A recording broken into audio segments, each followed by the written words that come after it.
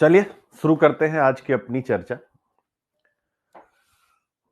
नमस्कार बच्चों, स्वागत आप सभी का अभिव्यक्ति लर्निंग ऐप पर। चलिए शुरू करें आज की अपनी चर्चा। और चर्चा में क्या क्या है आज खास, यानी कुछ नई चीजें आपके सामने आ रही हैं, कुछ नए रिसर्च हम लोग पढ़ेंगे आज के विषय पर, जो भी यूपीएससी ने डिस्कस किया हुआ है। तो सबसे पहले जो टॉपिक आपके सामने आ रहा है उस पर निगाह डालते हैं। कुल मिलाकर के एक आर्टिकल, दो आर्टिकल, तीन आर्टिकल और उसके साथ साथ चार, ये बड़ी अच्छी न्यूज है। मुझे लगता है कि प्रीलिम्स में आनी चाहिए, और ये पांचवी भी मुझे लगता है कि प्रीलिम्स में आनी चाहिए। तो आज ये पांच आपके लिए हैं, जिन पर सबसे पहले हम एक संक्षिप्त में चर्चा करेंगे और फिर उसके बाद विस्तार से इन पर बातचीत करेंगे। मेरे प्यारे बच्चों, एक यूपीएससी ने प्रश्न पूछा था आपसे कि हम मानव निर्मित नियमों का तो मुकाबला कर सकते हैं, वो भी साहस पूर्वक, परंतु प्राकृतिक नियमों का हम प्रतिरोध नहीं कर सकते। तो प्राकृतिक नियम क्या है? यानी वर्षा होगी ही वर्षा होगी, अगर ज्यादा हो गई तो स्वाभाविक है, उसको मैनेज करने के लिए आपने बेहतर मैनेजमेंट नहीं बनाया है, यानी बेहतर फ्लड मैनेजमेंट सिस्टम डेवलप नहीं किया है, तो स्वाभाविक रूप से समस्या होगी ही होगी, बाढ़ आएगी ही आएगी, याद रखें। तो आज का टॉपिक जो यहां टाइटल के रूप में है, आप देखिए, how the river Kosi, Kosi नदी Bihar, how the river Kosi shifting course exposes the perils of embankment. तो एक रिसर्च हम लोग पढ़ने जा रहे हैं जो आया हुआ है, कोसी नदी का बदलता रास्ता। यानी कोसी नदी आज यहां से बह रही है, 100 साल के 20 साल 30 साल के बाद फिर वो यहां से थोड़ा और शिफ्ट हो जा रही है, फिर फिर शिफ्ट हो जा रही है। यानी वो देख सकते हैं, वह यहां से रही थी लेकिन वो लगातार शिफ्ट कर रही है, उसी को कह रहा है बदलता रास्ता। यानी कोसी नदी का बदलता रास्ता तटबंधों के खतरों को कैसे उजागर करता है, एक रिसर्च है, तटबंधों का खतरा। यानी जो इम्बैंकमेंट होते हैं वो क्या बाढ़ को रोकने के लिए सही व्यवस्था है? इसी विषय पर आज हम लोग पढ़ने जा रहे हैं। Paper 1 GS, paper 1 geography, GS paper 2 governance, GS paper 3 disaster management. कि बाढ़ को रोकने के लिए, यानी ये नदी बह रही है, हमने इस नदी को क्या किया? घेर दिया। यानी इसके किनारे किनारे हमने तटबंध बना दिए, इम्बैंकमेंट बना दिए। तो क्या हम इससे बाढ़ के खतरे को कम कर पाएंगे मेरे प्यारे बच्चों? यही विषय आज सबसे पहले हम लोग पढ़ेंगे, और ये बिहार पीसीएस के लिए भी बड़ा अच्छा टॉपिक होगा। बट ये यूपीएससी स्टाइल में है, बट बीपीएससी क्योंकि ऑब्वियस है, बिहार की यह नदी है, तो बिहार पीसीएस के लिए बड़ी महत्वपूर्ण। और कई सारे निबंधों में मैं हमेशा बिहार पीसीएस में बच्चों को यही कहूंगा कि आप केवल अगर निबंध को बहुत अच्छे से फोकस कर जाएं, और अगर आपको निबंध लिखना आ जाए तो 300 नंबर, माने इतना बड़ा वजन किसी का है ही नहीं, केवल ऐसे का 300 नंबर है। और अगर इसमें आप 200 प्लस मार्क्स उठा लेते हैं तो कहानी आपकी पलट जाएगी। और यूपीएससी में आप देख सकते हैं लोगों के आते हैं 200 में 150 नंबर, 200 में 140 नंबर, तो 250 नंबर भी लाए जा सकते हैं। ठीक है, ऐसा कोई बड़ी बात नहीं है। ठीक है बच्चों, तो एक प्रश्न आप सभी से है कि अगर किसी नदी को, यानी इस पूरे टॉपिक की मैं एक समरी आपके सामने खींच दे रहा हूं, कि अगर किसी नदी को दीवारों में कैद कर दिया जाए तो क्या वो शांत हो जाएगी या और ज्यादा खतरनाक हो जाएगी? इस प्रश्न का मुझे उत्तर दीजिए। आज हम इसी की जांच करेंगे कि अगर दीवारों में कैद कर दिया जाए तो क्या वह हमारे लिए राहत की स्थिति होगी या हमारे लिए और विषम परिस्थिति पैदा हो जाएगी। कोसी नदी दुनिया की सबसे ज्यादा सिल्ट सिल्ट यानी गाद लाने वाली नदियों में से एक है। प्रीलिम्स के लिए भी याद रखिएगा, पिछले 200 सालों में इसका रास्ता लगभग 200 किलोमीटर बदल गया। जो मैंने आपको दिखाया 200 किलोमीटर, बच्चे बहुत बड़ी दूरी होती है, 200 किलोमीटर अपना रास्ता बदल चुकी है। और भारत ने इसे रोकने के लिए, यानी अपना रास्ता ये ना बदले, 300 किलोमीटर तटबंध, यानी इसके तटों को बांधने के लिए जो सिस्टम होता है, तटबंध बना दिए हैं। पर द हिंदू का आर्टिकल इसी बात को डिस्कस करता है कि इन तटबंधों ने बाढ़ रोकी नहीं है। बड़ा अच्छा पॉइंट है मेरे प्यारे बच्चों। क्या की है? इन्होंने बाढ़ को रोका नहीं है, बाढ़ को और विस्फोटक बनाया। अब देखिए आप, इन्होंने बाढ़ को रोका नहीं है, बाढ़ को विस्फोटक बना दिया है।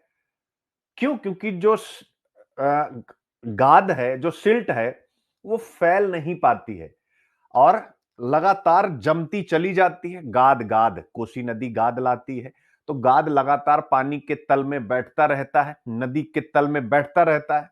नदी का तल ऊपर उठता रहता है, यानी तल यहां था, अब गाद एक बार, दो बार, तीन बार, चार बार, अब क्या हो गया? नदी का तल यहां होना चाहिए था, यहां हो गया। अब पानी आएगा तो क्या होगा? स्वयं बताएं।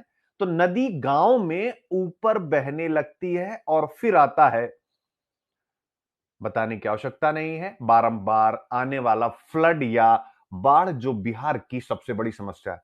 तो बिहार में बाढ़ की जो समस्या है उसमें एम्बैंकमेंट का क्या रोल है, इसी इतने सूक्ष्म एनालिसिस से क्या आप समझ गए कि नहीं समझ गए? और मेरे प्यारे बच्चों, बड़े हार्ड फैक्ट्स का इसमें जिक्र किया गया। पूरा ये रिसर्च टॉपिक है, पूरा हार्ड फैक्ट है कि कोसी के जो एम्बैंकमेंट है, ऐसे नहीं कि कह दिया गया कि वो टूट रहे। डेट दी गई कि 1960s में, 70s में, 80s में, 90s में, 21st सेंचुरी में कितने कितनी बार ये टूटे हैं उसकी लिस्ट भी आपको आर्टिकल में मिलेगी। यानी 60s से ही ये एम्बैंकमेंट बनाए गए, बट ये टूट भी रहे हैं। 2008 में 30 लाख लोग विस्थापित हुए थे क्योंकि नदी को उसका नेचुरल फ्लड प्लेन छीन लिया गया है। और मैंने पंजाब की बाढ़ के संदर्भ में आप लोगों को विस्तार से बताया था कि नदी का नेचुरल फ्लड प्लेन क्या होता है। बताया था कि नहीं? कि भाई नदी बहती है, उसके आसपास के मैदान होते हैं, पानी ज्यादा हो गया तो वह जो पानी है आसपास के मैदानों में फैल गया, तो बाढ़ की स्थिति नहीं बनी, बनी तो बहुत कम बनी, इंपैक्ट उसका बहुत कम हुआ। लेकिन अभी क्या हो रहा है कि जितने भी फ्लड प्लेन है उनको इंक्रोच कर लिया गया है। तो स्वाभाविक रूप से पंजाब में भी बाढ़ की समस्या में इंक्रोचमेंट है, यहां भी है, तो स्वाभाविक है। यानी यह एक समस्या है मेरे प्यारे बच्चों। अब 2019 का निबंध यहीं मैं लगाऊं, और जब मैं 2019 का निबंध यहां लगाऊं तो ये नहीं सोचना है कि बार बार वो आ रहा है। वो एक ऐसा विषय है जो केवल 2019 के, यानी courage to accept and dedication to improve are two keys to success, यानी स्वीकारोक्ति का साहस और सुधार करने की निष्ठा सफलता के दो मंत्र हैं। मेरे प्यारे बच्चों, ये केवल 2019 का निबंध नहीं जो रोज एक बार रिपीट होता है। जैसे पहले होता था ना, वे सपने जो भारत को सोने ना दें, वो भी खूब रिपीट होता था। तो क्यों होता था? क्योंकि ये ऐसे मुद्दे ना किसी भी निबंध में आप डालिए, यानी जहां पर भी आप पॉलिसी रिफॉर्म पर बात कर रहे हैं, वहां पर आपको यह निबंध हमेशा याद आना चाहिए, जिससे कि आप बहुत बहुत सारे मुद्दे हिंदू के जो मैंने एनालिसिस किए हैं वह डाल सके। तो ऑब्वियस है, अब यूपीएससी के लिए सीख, यानी आप यूपीएससी की तैयारी कर रहे हैं, बिहार पीसीएस या किसी भी स्टेट पीसीएस, यूपी पीसीएस की तैयारी कर रहे हैं, राजस्थान पीसीएस की तैयारी कर रहे हैं, तो आपके लिए गोल्डन लाइन क्या है? Floods are natural. ध्यान से समझिएगा, फ्लड्स आर नेचुरल, यानी जो बाढ़ है वो प्राकृतिक है।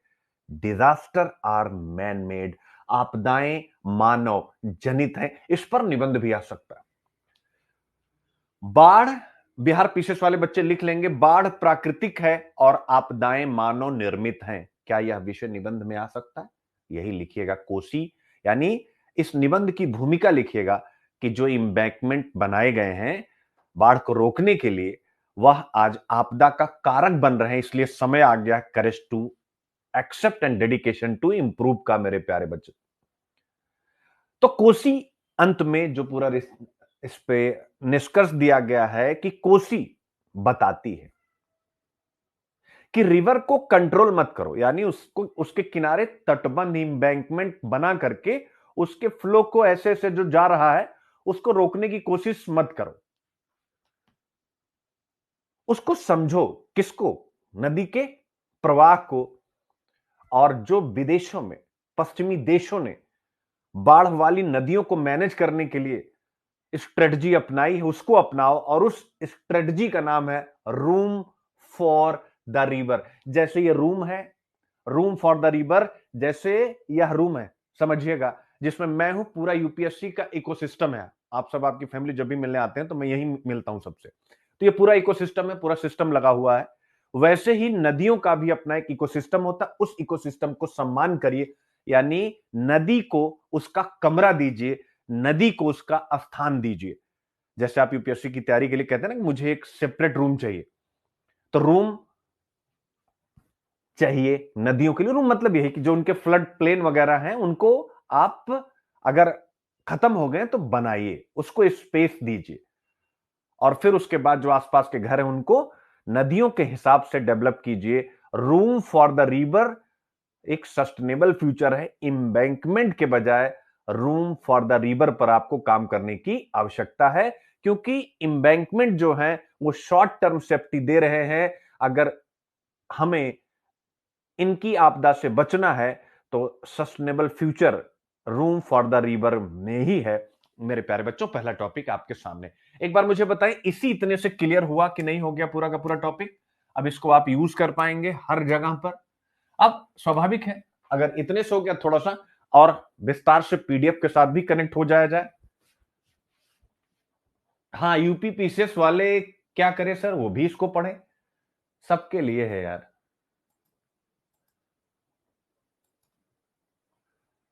सच में कभी कभी मैं आप लोगों से मन की बात बताऊं, मुझे लगता है ना कि यूपीएससी की तैयारी के लिए कोचिंगों में बच्चों का एक लिटमस टेस्ट होना चाहिए। जैसे आपका ये क्वेश्चन था कि यूपी पीसीएस वाले क्या करें, तो ऐसे बच्चे क्या किया जाए कि इनको रोक दिया जाए कि आप क्लास में मत आइए। बुरा मत मानिएगा, पता चला कल से आप आए नहीं, मैं ऐसा नहीं कह रहा हूं। मतलब एक मैं कह रहा हूं कि एक लिटमस टेस्ट होना चाहिए, क्योंकि ये सब प्रश्न बच्चे इनवैलिड प्रश्न हैं। आप अपनी पर्सनालिटी में अगर इस प्रकार की चीजें डालते रहेंगे, यानी कई बार ना होता है चुप रह जाना सबसे अच्छा होता है। अगर मैंने मान लीजिए यूपी पीसीएस का जिक्र नहीं किया तो आप चुप हो जाइए। मैं इसलिए कह रहा हूं चूंकि यार ये इतना आसान है नहीं जितना आसान आप यूपी पीसीएस या बिहार 200। ठीक है, तो इलेक्शन ईयर था बिहार पीसीएस में, अगली साल आप चेक करिएगा कितनी सीट आएंगी। 200 सीटें आएंगी, 250 सीटें आएंगी, बड़ी टफ फाइट है। रिजल्ट ना होने के पीछे, इंटरव्यू कॉल ना होने के पीछे का रीजन तो सिंपल है, जो पढ़ाया जा रहा है उसको सीखिए। ठीक है, मैं बिहार का जिक्र इसलिए किया चूंकि ये बिहार की नदी है। बाकी जब मैं राजस्थान पीसीएस या कोई और पीसीएस की बात करूं तो यूपी पीसीएस उसमें शामिल है, छत्तीसगढ़ पीसीएस उसमें शामिल है। अब बच्चे अरे हमारे पीसीएस का नाम ले लिया, इसका मतलब सर हमारे साथ कनेक्ट नहीं। No, this is not good thing. ठीक है, हम सबको स्मार्ट बनना है। बहुत सारी जगह ऐसी होती हैं बेटा जहां पर एकदम मस्त होकर के चुप होना सीखना है। आप लोगों को मेरी बातें थोड़ी कड़वी लगती होंगी चूंकि मैं ऐसा बोलता हूं, लेकिन मेरे बच्चों, रिजल्ट धीरे धीरे खत्म हो गए उसके पीछे ये रीजन कि कड़वा बोल रखने वाले टीचर खत्म हो गए। क्योंकि लोग डरते हैं कि अगर आपसे कड़वा बोल दिए तो आप उनके यहां एडमिशन नहीं लेंगे, आप उनसे पढ़ेंगे नहीं। आप देख सकते हैं मेरे प्यारे बच्चों, मेरे प्यारे बच्चों, पूरा यूट्यूब जब से एजुकेशन स्टार्टअप आया है, आप विश्वास रखें बहुत सारे स्टार्टअप तो ऐसे हैं जिसमें बच्चे टीचर की रैंकिंग देते हैं। यानी आप मेरी रैंकिंग देंगे कि मैं कैसा पढ़ा रहा हूं, तो मेरी तो रैंकिंग हमेशा खराब आएगी। क्योंकि आप मतलब मेरे प्यारे बच्चों, जो सरकारी स्कूल से पढ़े हुए बच्चे हैं, जब मैं उनको लेके आऊंगा courage to accept and dedication to improve are two keys to success और कोसी नदी एम्बैंकमेंट और रूम फॉर द रिवर, तो कहेगा ये क्या ही पढ़ा रहे थे, ये तो हमने कभी सुना नहीं, ये तो बहुत बकवास अध्यापक है। तो ऐसे ही मार्केट से जो बहुत क्वालिटी टीचर होते हैं, जब बच्चे उनकी रेटिंग करते हैं तो वो कमजोर पड़ने लगते हैं। फिर वो क्या करते हैं, वो बच्चों को खुश करने के लिए काम करते हैं, यानी क्लास में मजेदार बातें, बीच बीच में रस भरी बातें, प्रेम प्यार की बातें, क्योंकि उनकी मजबूरी है। फिर बच्चे तालियां, इमोजी, ना जाने क्या क्या। और फिर आप देख सकते हैं पिछले 10 सालों में रिजल्ट कैसे डिक्लाइन करता गया है, नॉट ओनली हिंदी मीडियम के बच्चों का, रीजनल मीडियम के भी बच्चों का, कि उन्होंने यूपीएससी की तैयारी करना ही छोड़ दिया है। जैसे जो अपना बच्चा 3rd रैंक गुजरात पीसीएस में लाया है, हमारी उनकी बातचीत हुई तो उन्होंने मुझसे बताया कि सर अभी तक तो मैंने यूपीएससी के बारे में अच्छे से सोचा ही नहीं, मैं केवल गुजरात पीसीएस पर ही फोकस था। 5वें अटेम्प्ट में उनका सिलेक्शन हुआ, 5th अटेम्प्ट में। तो आप समझिए बच्चे पहले ये सोच रहे कि यार कहीं सिलेक्शन हो जाए, जबकि यूपीएससी स्टेट पीसीएस से कहीं ज्यादा इजी है। लेकिन तो ये कोई भाषण नहीं था, बस समझाने का एक मेरा तरीका है कि यार अपनी लाइफ में ना बस मस्त रहिए, कूल रहिए हर जगह पर।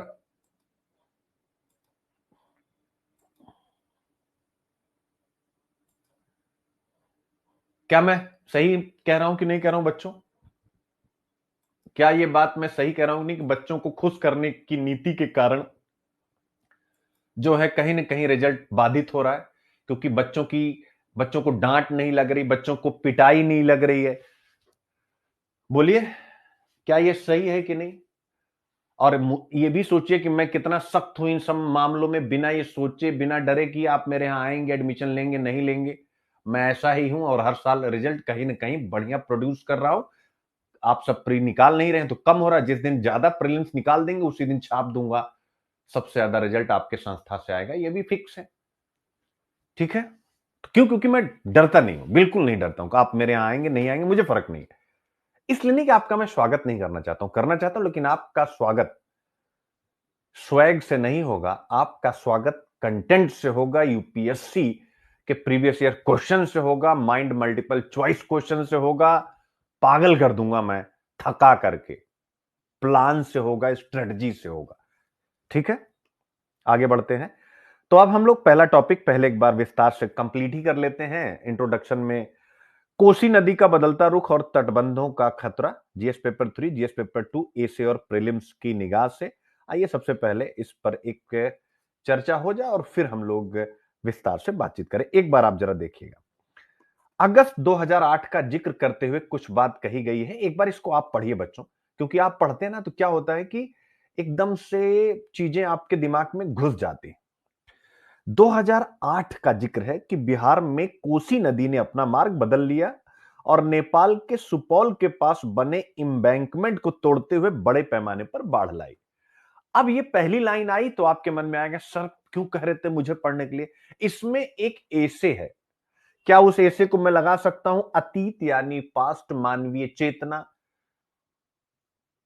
ह्यूमन कंसाइसनेस और जीवन मूल्य का अस्थाई आयाम, परमानेंट डायमेंशन होता है। यह निबंध आपसे पूछा गया था कि नहीं? पूछा गया था कि नहीं? तो भाई ये 2008 की चर्चा अगर हम 2026 के मेंस में करेंगे, 27 के मेंस में करेंगे, यूपी और बिहार पीसीएस के जो मेंस के बच्चे 25 के मेंस में करेंगे तो क्या होगा? अतीत मानवीय चेतना एवं जीवन मूल्यों का स्थायी आयाम होता है। इसका प्रमाण है अगस्त 2008 में बिहार में कोसी नदी ने जो अपना मार्ग बदला और जो बड़े पैमाने पर बाढ़ लाई, जिसकी चर्चा बिहार में कोसी नदी और तटबंध के मैनेजमेंट पर बातचीत करते समय हमेशा विद्वतगण करते हैं। आप ऐसा लिख सकते हैं। हाल ही में कोसी नदी के मार्ग परिवर्तन, तटबंधों के टूटने तथा बाढ़ नियंत्रण की असफलता को देखते हुए एक बहस शुरू हुई है मेरे प्यारे बच्चों। तीन चीजें, मार्ग बदल रही है, अभी मैंने आपको बताया 200 किलोमीटर तक, उसके इंबैंकमेंट टूट रहे हैं क्योंकि बाढ़ बदलेगी तो इंबैंकमेंट, अगर मतलब नदी यहां से बह रही फिर यहां से बहेगी तो इंबैंकमेंट को उड़ा नहीं देगी। नदी में कितनी ताकत आप स्वयं समझ सकते हैं। फिर आता है वही डिबेट जो हो रही है, उसी डिबेट पर कि क्या तटबंध बाढ़ से बचाते हैं या बाढ़ को और खतरनाक बना देते हैं। ये आप मुझे बताइए, क्या जीएस1 ज्योग्राफी, बिहार पीसीएस हो, यूपी पीसीएस हो या यूपीएससी हो, ये प्रश्न आपसे पूछा जाएगा कि नहीं पूछा जाएगा? डू एम्बैंकमेंट्स प्रिवेंट फ्लड्स और do they make them more dangerous? क्या ये प्रश्न सीधा सीधा जीएस पेपर 1 ज्योग्राफी में आ रहा है कि नहीं आ रहा है? जीएस पेपर 3 डिजास्टर मैनेजमेंट में आ रहा है कि नहीं आ रहा? सीधा आ रहा है मेरे प्यारे बच्चों। अब अमेरिका ने जो मॉडल अपनाया उसका जिक्र किया गया। उन्होंने तटबंध की स्ट्रेटजी को छोड़ दिया है और लिविंग विद फ्लड्स यानी बाढ़ के साथ जीने की नीति अपनाई। क्या मस्त कॉन्सेप्ट है भाई, room for the river. Bharat के लिए भी यह विचार महत्वपूर्ण हो गया है। इसी विषय पर हम बातचीत करने जा रहे हैं। जीएस पेपर 1 ज्योग्राफी देख सकते हैं, महत्वपूर्ण भूभौतिकीय घटनाएं, इंपॉर्टेंट जियोफिजिकल फिनोमिना जैसे फ्लड। मेरे प्यारे बच्चों, बाढ़, मजा आ गया, बताने की जरूरत नहीं है। जीएस पेपर 3 डिजास्टर मैनेजमेंट, ये इंबैंकमेंट जो है यह मैनेजमेंट में आएगा, याद रखिएगा। यानी कोसी नदी की बाढ़ को रोकने के लिए इंबैंकमेंट बनाए गए। तो इंबैंकमेंट क्या है? आपदा का प्रबंधन का उदाहरण है। और उस आपदा के प्रबंधन के समक्ष क्या चैलेंजेस, क्या चुनौतियां उत्पन्न है, आज आप वही सीखने जा रहे हैं। ठीक है, प्रश्न भी आप देख सकते हैं 2017 जीएस पेपर 1, भारत में बाढ़ों यानी बाढ़ के ऊपर प्रश्न आया। हालांकि वो प्रश्न एक अलग प्रकार का प्रश्न था कि बाढ़ का उपयोग कैसे हम सिंचाई वगैरह के लिए करें, तो यह प्रश्न था। ठीक है, फिर इसके बाद 2023 में आया था, बांध फेल हो जा रहे हैं बाढ़ को रोकने में, ठीक है ना, और जिससे कि बहुत ज्यादा नुकसान हो रहा है, जैसा पंजाब में हुआ था आप देख सकते हैं। और 2023 में यानी पंजाब की घटना के पहले ये प्रश्न आपसे पूछा गया, तो बाढ़ को लेकर के प्रश्न आपसे पूछे गए हैं और निबंधों का जिक्र तो मैं बीच बीच में करता जा रहा हूं। कोसी रिवर के बारे में आपके सामने यह पूरा का पूरा कंटेंट है मेरे प्यारे बच्चों। मेरे प्यारे बच्चों, जब भी हम कोसी नदी का नाम सुनते हैं, खासकर यूपीएससी की तैयारी जो भी कर रहे हैं, तो दो बातें हमेशा याद आती हैं। दो बातें कौन कौन सी? पहला मेरे प्यारे बच्चों, कि यह भारत की सबसे अनसर्टेन या अनिश्चित नदी है। क्या है? अनसर्टेन है, ठीक है ना।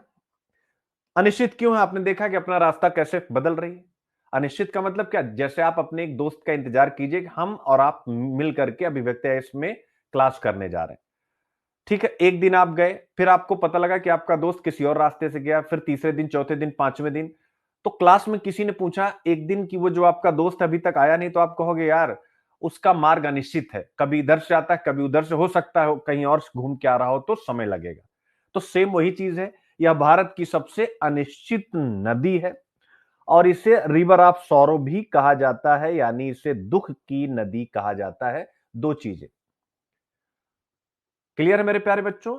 पिछले 200 वर्षों में 150 से 200 किलोमीटर तक अपना रास्ता बदल दिया है।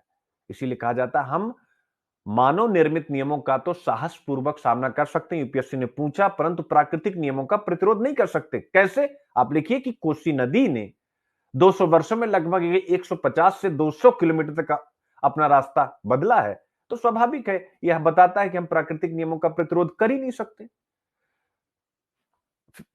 यहां तक पिक्चर क्लियर। अब इसके बाद इसमें बहुत सारे फैक्ट प्रीलिम्स वगैरह के लिए हो जाते हैं कि यह दुनिया की उन कुछ नदियों में से है जिनका प्रवाह साल दर साल नहीं बल्कि महीना दर महीना भी बदल सकता है, यानी हर महीने भी अपना अपना रास्ता ये बदल सकती है। इसलिए मेरे प्यारे बच्चों, द हिंदू का ये जो पूरा का पूरा आर्टिकल है वह इसी बात को समझाता है। किसको समझाता है वो मैं लिख दे रहा हूं कि जो इंबैंकमेंट होते हैं यानी जो तटबंध होते हैं, कोसी को नहीं रोकते बल्कि कोसी को और ज्यादा खतरनाक बना देते हैं। बिहार पीसीएस इंटरव्यू के लिए भी ये जबरदस्त कंटेंट हो गया, जिनको 70th बीपीएससी का प्री मेंस का रिजल्ट आने ही वाला है। तो कोसी को नहीं रोकते बल्कि कोसी को और ज्यादा खतरनाक बना देते हैं।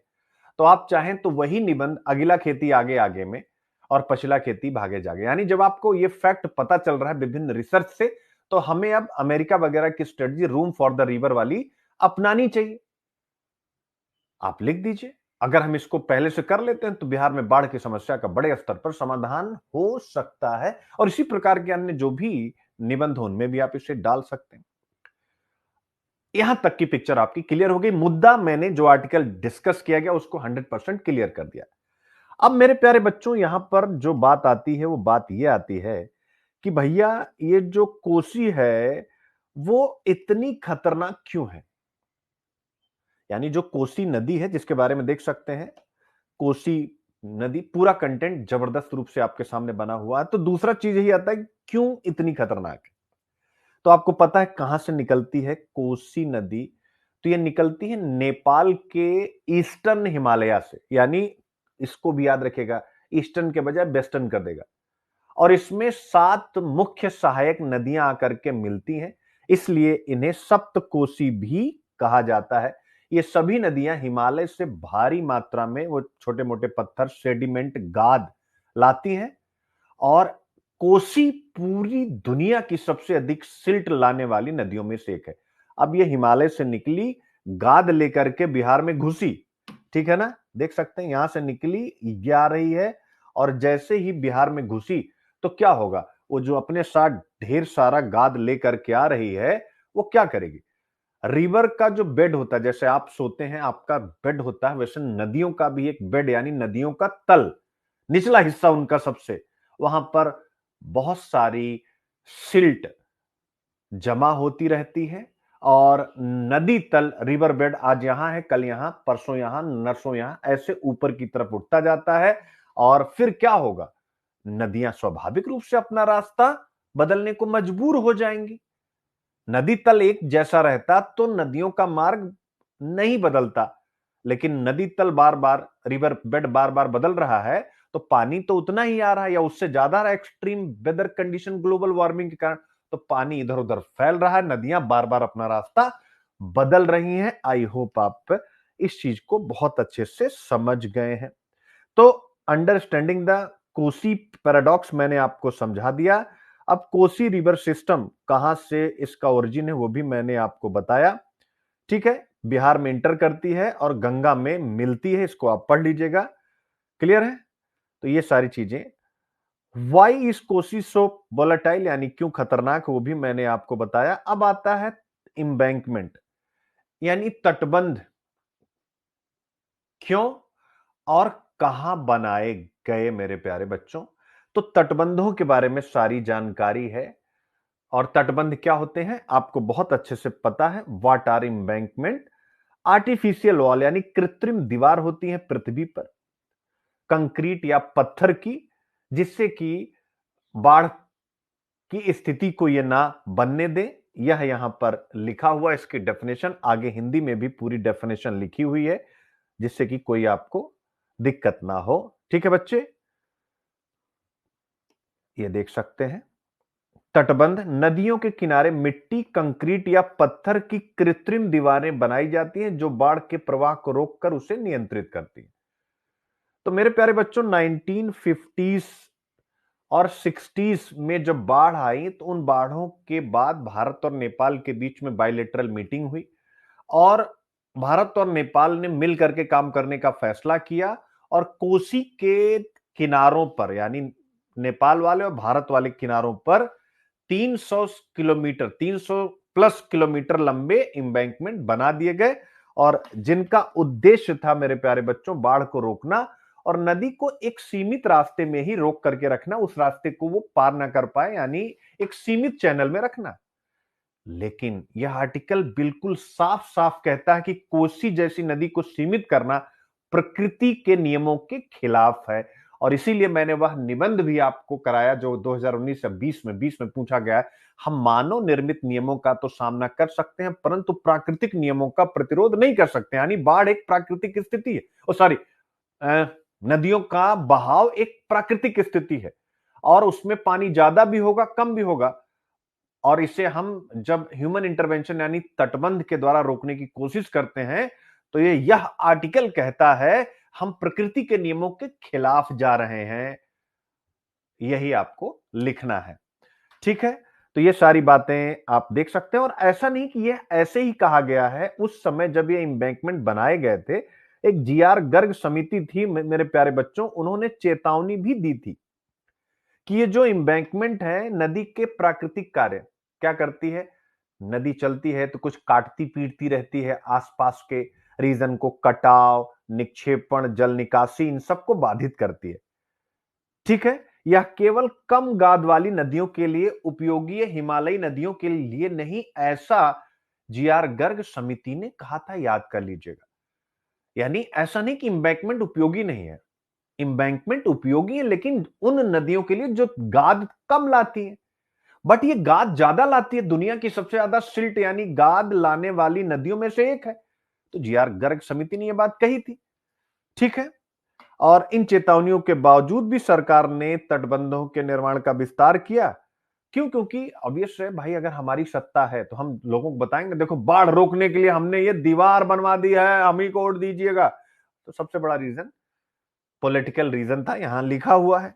ठीक है, अब इसके बाद बहुत सारी आपदाएं आई, जैसे 2008 में जबरदस्त बाढ़ आई, लेकिन उसके पहले भी बहुत ज्यादा बाढ़ आई, जैसे 1963 में, 68 में, 71 में, यानी लगातार इसमें बाढ़ आती रहती है मेरे प्यारे बच्चों। ठीक है, यानी तटबंध अस्थायी समाधान नहीं है, बल्कि बार बार टूटने वाली स्थिति इसकी बनी रहती है यहां पर मेरे प्यारे बच्चों। ठीक है,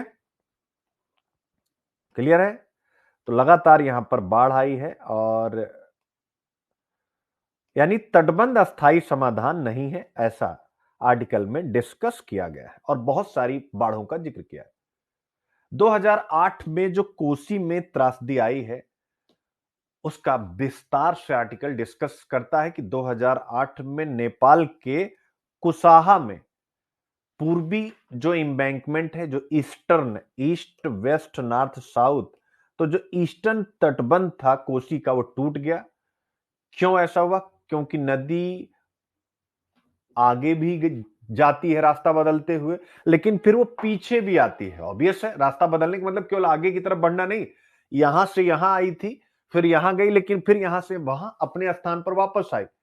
तो नदी 2008 में पुराने 100 साल, यानी 100 साल पुराना जो उसका मार्ग था उस पर वापस आ गई। तो तटबंध क्या होंगे? ऑब्वियस है, तटबंध तो बाद में बनाए गए, अब वो 100 साल पुरानी स्थिति में आ गई तो तटबंध उड़ जाएंगे कि नहीं उड़ जाएंगे? 150 से ज्यादा गांव डूब गए, 30 लाख से ज्यादा लोग विस्थापित हुए। और मेरे प्यारे बच्चों, बिहार का सुपौल, अररिया, पूर्णिया, मधेपुरा इससे सबसे ज्यादा प्रभावित थे। यूनाइटेड नेशन ने इसे नेशनल क्लैमिटी कहा, भारत की तरफ से नहीं, यानी संयुक्त राष्ट्र संघ ने इसे राष्ट्रीय आपदा की संज्ञा दी। आप देख सकते हैं।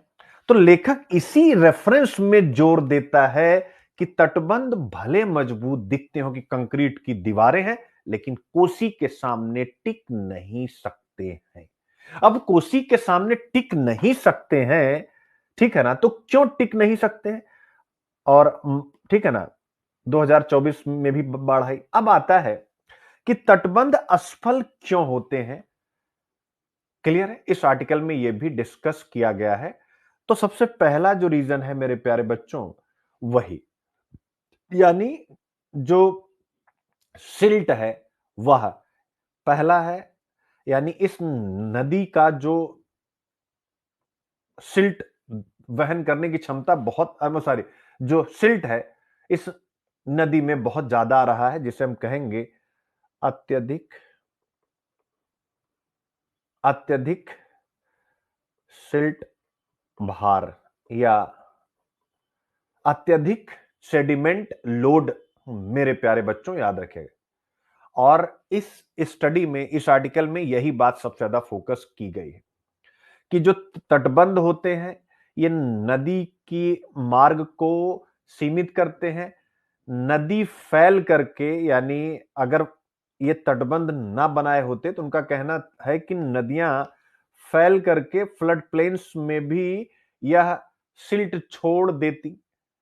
तो तटबंध नदी को सीमित करते हैं, नदी फैलकर सिल्ट नहीं छोड़ पाती है।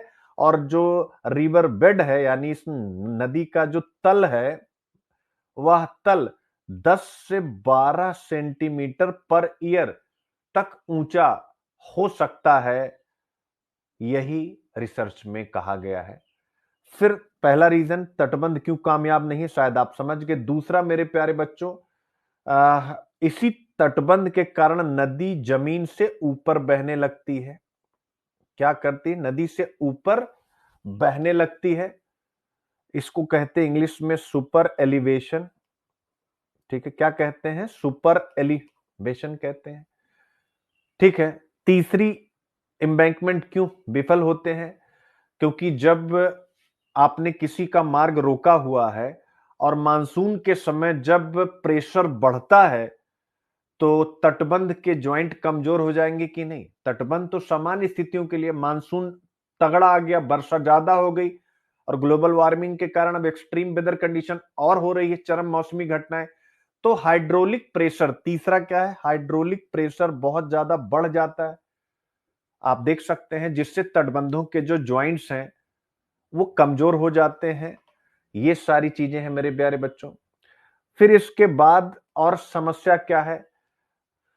ड्रेनेज जो होता है वह बंद हो चुका है, वाटर लॉगिंग अस्थाई है। इसका क्या मतलब होता है कि तटबंध के अंदर वाले गांव साल भर कैसे होते हैं, गीले। खेत वहां के कैसे होते हैं, दलदली। तो इसके कारण क्या होता है, उर्वरता घटती है।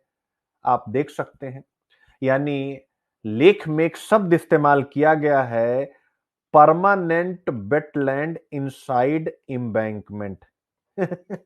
यानी तटबंध के अंदर वाले क्षेत्रों में अस्थाई आर्द्र भूमियां बन गई हैं। आप देख सकते हैं, तो एम्बैंकमेंट आर्द्र भूमियां भी बना रहे यहां, ऐसा कहा गया है। क्योंकि भाई जब दोनों तरफ एम्बैंकमेंट है, कहीं कुछ निकासी है ही नहीं, तो उस वह पूरा क्षेत्र ज्यादा बारिश होने पर क्या होगा, गीला ही रहेगा, आर्द्र ही रहेगा। फिर पांचवा पॉइंट कहा गया है, एम्बैंकमेंट क्यों फेल होते हैं, कि फ्लैश फ्लड की स्थिति वर्तमान में बन रही है। तो जैसे ही फ्लैश फ्लड होता है तो ये एम्बैंकमेंट पूरी तरीके से कमजोर पड़ जाते हैं। आई होप आप समझ गए हैं।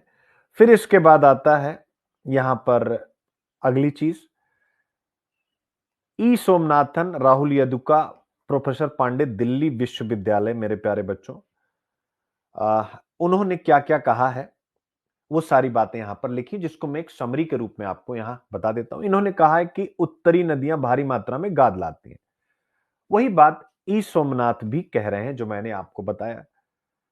फिर इसके बाद राहुल मधुका कह रहे हैं, लंदन के रिसर्चर हैं, तटबंध जब आप बना देते हैं तो लोग तटबंधों के बीच में फंस जाते हैं, जिसे दियारा कहते हैं। दियारा एक टर्म है, जो मैंने आपको बताया, जल भराव बढ़ जाता है। प्रोफेसर पांडे कहते हैं पश्चिमी हिमालयी नदियां और पूर्वी हिमालयी नदियां।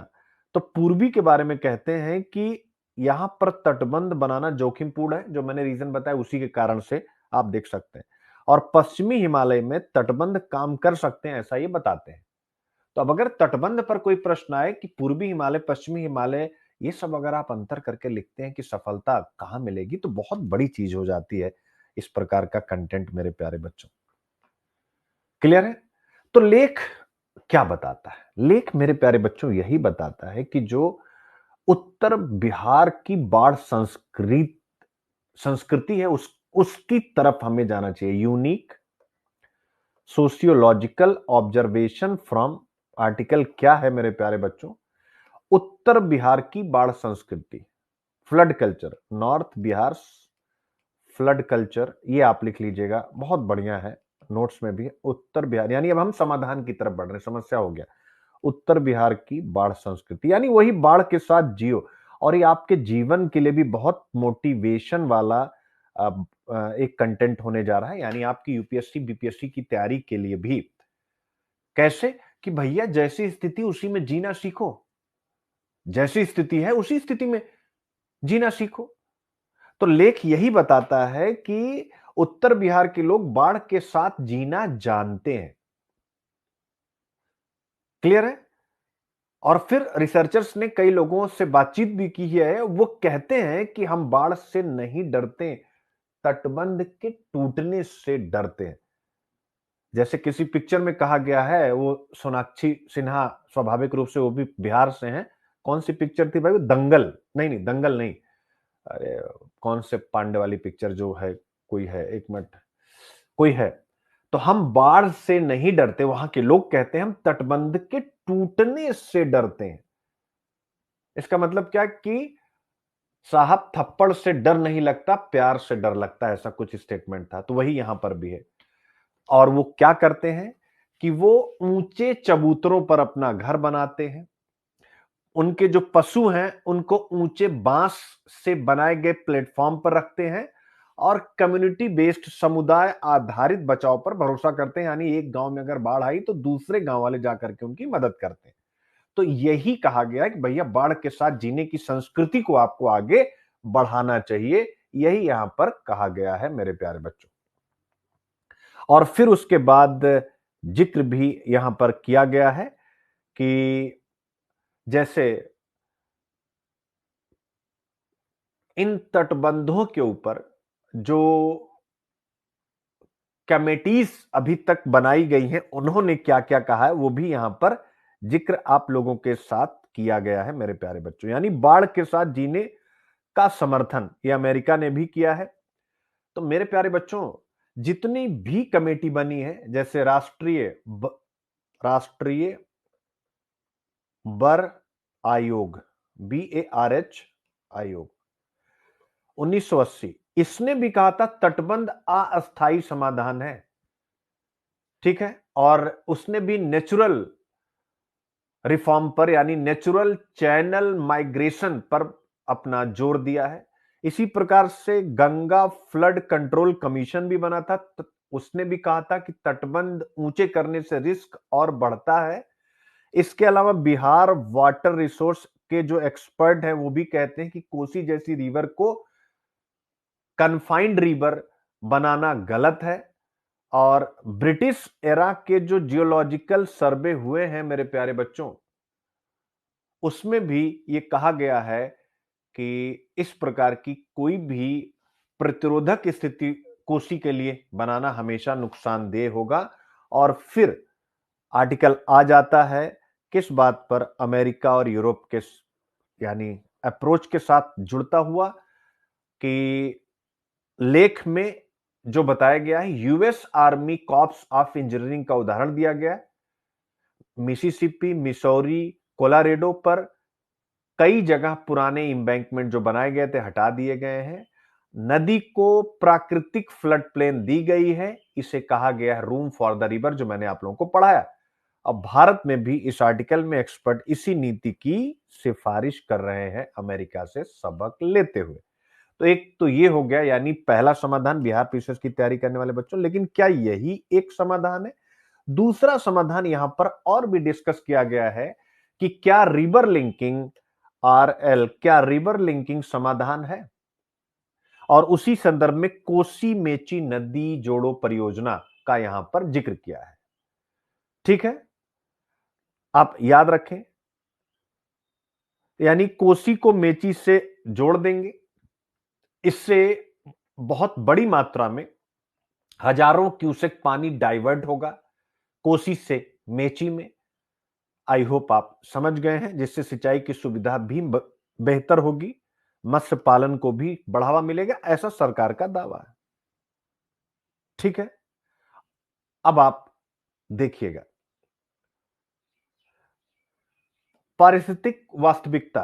कोसी में बाढ़ का पानी 6 लाख क्यूसेक है और कोसी और मेची को जोड़ करके केवल 5,247 क्यूसेक पानी का बहाव मोड़ा जाएगा। अब आप बताइए क्या समाधान है? यानी कि इसका तो बिल्कुल नगण्य इंपैक्ट होगा, ठीक है। तो इसीलिए लेख कहता है कि इससे बाढ़ कम नहीं होगी नदियों को जोड़ने से, सेडिमेंट लोड और बढ़ेगा, एम्बैंकमेंट और ऊंचे करेंगे आप, कोसी और अस्थिर होगी मेरे प्यारे बच्चों।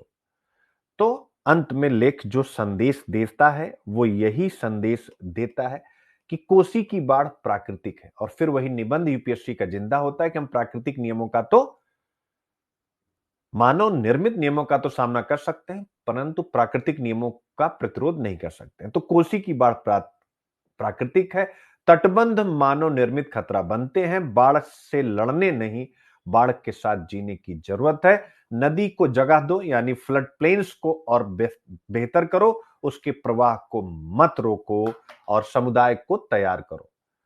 आई होप आप समझ गए। अंत में हम ऐसा कह सकते हैं कि नदियां दीवारों की कैदी नहीं, प्रकृति की यात्रा होती हैं। कोसी हमें सिखाती है कि नदी को रोकना आपदा को आमंत्रण देना है। समझदारी नदी को समझने में है, ना कि उससे बांधने में। एक बार मुझे बताएं बच्चों, मजा आ गया? 100% आप सब समझ गए? बाकी आर्टिकल में विस्तार से फिर जीएस पेपर 1, जीएस पेपर 3 को लिख करके एक मेंस का question, the shifting course of the Kosi river highlights the limitation of embankment based flood control in India, discuss with examples. Kosi नदी का बदलता मार्ग भारत में तटबंध आधारित बाढ़ नियंत्रण की सीमाओं को उजागर करता है, उदाहरणों सहित चर्चा कीजिए। आप देख सकते हैं, यानी इंट्रोडक्शन, तटबंधों से तलछट का भार और नदी तल की ऊंचाई बढ़ जाती है, दरारों के परिणाम स्वरूप विनाशकारी बाढ़ आती है। एक एक चीज विद हेडिंग, तटबंधों से जल भराव और मृदाक्षरण बढ़ता है, सामाजिक और प्रशासनिक कमजोरी बढ़ती है, विकल्प अधिक टिकाऊ हो सकते हैं। कौन सा विकल्प? बाढ़ के साथ जीना, और फिर एक बेहतर सा निष्कर्ष। जितेंद्र चौधरी कह रहे हैं सर मजा आ गया, यानी आप क्योंकि बीपीएससी का मेंस लिख रहे हैं, अगर आपको मजा आया तो this is the good thing, इसका मतलब आपकी समझ बहुत अच्छी है। फिर उसके बाद प्रीलिम्स के भी ढेर सारे प्रश्न आपके सामने यहां पर तैयार हैं, जरा इनको भी एक निगाह, इन पर भी एक निगाह डालिए। ठीक है। With reference to flood management in the Eastern Gangetic Plain, consider the following statement। तो आप देख सकते हैं, क्लियर है। प्रीलिम्स के लिए भी मजेदार चीज रेडी है। पूर्वी गंगा के मैदान में बाढ़ के प्रबंधन के संदर्भ में निम्नलिखित कथनों पर विचार कीजिए। ठीक है। और हर एक क्वेश्चन उसका आंसर, और कोई फिर कथन 1 कथन 2 यानी स्टेटमेंट वाले क्वेश्चन भी हैं, और फिर एक क्वेश्चन और है यानी तीसरा क्वेश्चन। ठीक है। तो ये आपके सामने आता है। अब आता है भारत के पर्यावरण की निराशाजनक स्थिति, यानी अगला टॉपिक आपके सामने आ जाता है मेरे प्यारे बच्चों। ठीक है। आइए जरा इसको देखने की कोशिश करते हैं। ठीक है। अगला topic, the dismal state of India's environment. यह टॉपिक यानी सोनिया गांधी जी ने लिखा हुआ है। इनके क्या विचार हैं इंडिया में एनवायरमेंट को लेकर के, एक बार उसकी भी थोड़ी सी चर्चा होनी चाहिए। भारत में मतलब पर्यावरण संकट की स्थिति है, वो ऐसा कह रहे हैं। तो उनके क्या अपने विचार हैं। ये GS1 geography, GS paper 2 governance, यानी सरकारी नीतियां रोकने के लिए क्या बनाई जा रही, कैसे इंप्लीमेंट हो रही है, और इन्वायरमेंट GS पेपर 3 यानी पर्यावरण का संरक्षण। मेरे प्यारे बच्चों, तो यूपीएससी के आप सभी IQIP के जितने भी स्टूडेंट हैं, आप सब सीरियस स्टूडेंट हैं, आप सब इस चीज को सुन लें कि ये जो टॉपिक है यह GS पेपर 1, 3 और A से तीनों में सीधा पूछा जा सकता है। यानी पर्यावरण चिंता को लेकर के जो बात यहां पर है, ऑब्वियस यार, ये तो पूछी ही जा रही है। उस निबंध को याद करिए, पारिस्थितिक विचार, इकोलॉजिकल कंसिडरेशन, विकास में बाधक हो या आवश्यक नहीं। तो अब पारिस्थितिक विचार यानी पर्यावरण और विकास के मध्य एक संबंध बनाना है। अगर ऐसा करते हैं तो इससे विकास रुकेगा नहीं, बल्कि विकास धारणीय होगा, सस्टेनेबल होगा। और आज धारणीय विकास की जरूरत क्यों है, वही वो कह रही हैं कि भैया क्यों, क्योंकि पर्यावरण की स्थिति निराशाजनक है। मेरे प्यारे बच्चों, कैसे है, अब इसको आप इस पूरे आर्टिकल में जो जो उन्होंने कहा है उसको मैं संक्षेप में बता दूं, जिससे कि बहुत ज्यादा डीप घुसने की जरूरत ना पड़े, क्योंकि प्रीलिम्स पर फोकस ज्यादा हो गया है। तो जो बच्चे चाहें यहां से भी इतना समझ सकते हैं, और पीडीएफ से प्रीलिम्स का क्वेश्चन देख सकते हैं, खासकर 2026 वाले। अरावली रेंज का जिक्र है। अरावली रेंज जो भारत की सबसे पुरानी पर्वतमाला है और थार डेजर्ट को रोकती है, वही आज इलीगल माइनिंग से टूट रही है। इसका 90% हिस्सा खतरे में है। आप इसको याद रखिए, ये प्रीलिम्स में आपके काम आएगा, या फिर हिंदुस्तान में पर्यावरण के जो चैलेंजेस हैं उसमें भी आप लिख सकते हैं। दूसरा जिक्र इसमें उन्होंने किया है, दिल्ली एनसीआर की हवा क्यों बिगड़ रही है। सिर्फ स्टबल बर्निंग नहीं है, केवल पराली जलाना नहीं है, अरावली को जो काटा जा रहा है, जो डस्ट का लोड बढ़ रहा है, इसके अलावा जो भी वाहन हैं जो उत्सर्जन कर रहे हैं, इंडस्ट्रीज से जो उत्सर्जन हो रहा है, ये सभी कारण जिम्मेदार हैं, यानी दिल्ली और उसके आसपास के पर्यावरण को नुकसान पहुंचाने के लिए। और आज WHO लिमिट्स ऐसा वो लिखती हैं कि 10 से 15 गुना ज्यादा PM2.5 मौजूद है इस दिल्ली और उसके आसपास या नॉर्थ के एरिया में। आप देख सकते हैं 34,000 एनुअल डेथ का कारण बन रहा है इस प्रकार का वातावरण। मेरे प्यारे बच्चों, इसके अलावा ग्राउंड वाटर क्राइसिस आज भारत में तीसरा मुद्दा उठाती हैं, ग्राउंड वाटर क्राइसिस का। और इसके लिए वो भारत सरकार के डेटा का उल्लेख करती हैं कि दिल्ली का 40 to 50% ग्राउंड वाटर पीने लायक नहीं है। ये वही सपने जो हमें सोने नहीं दे रहे।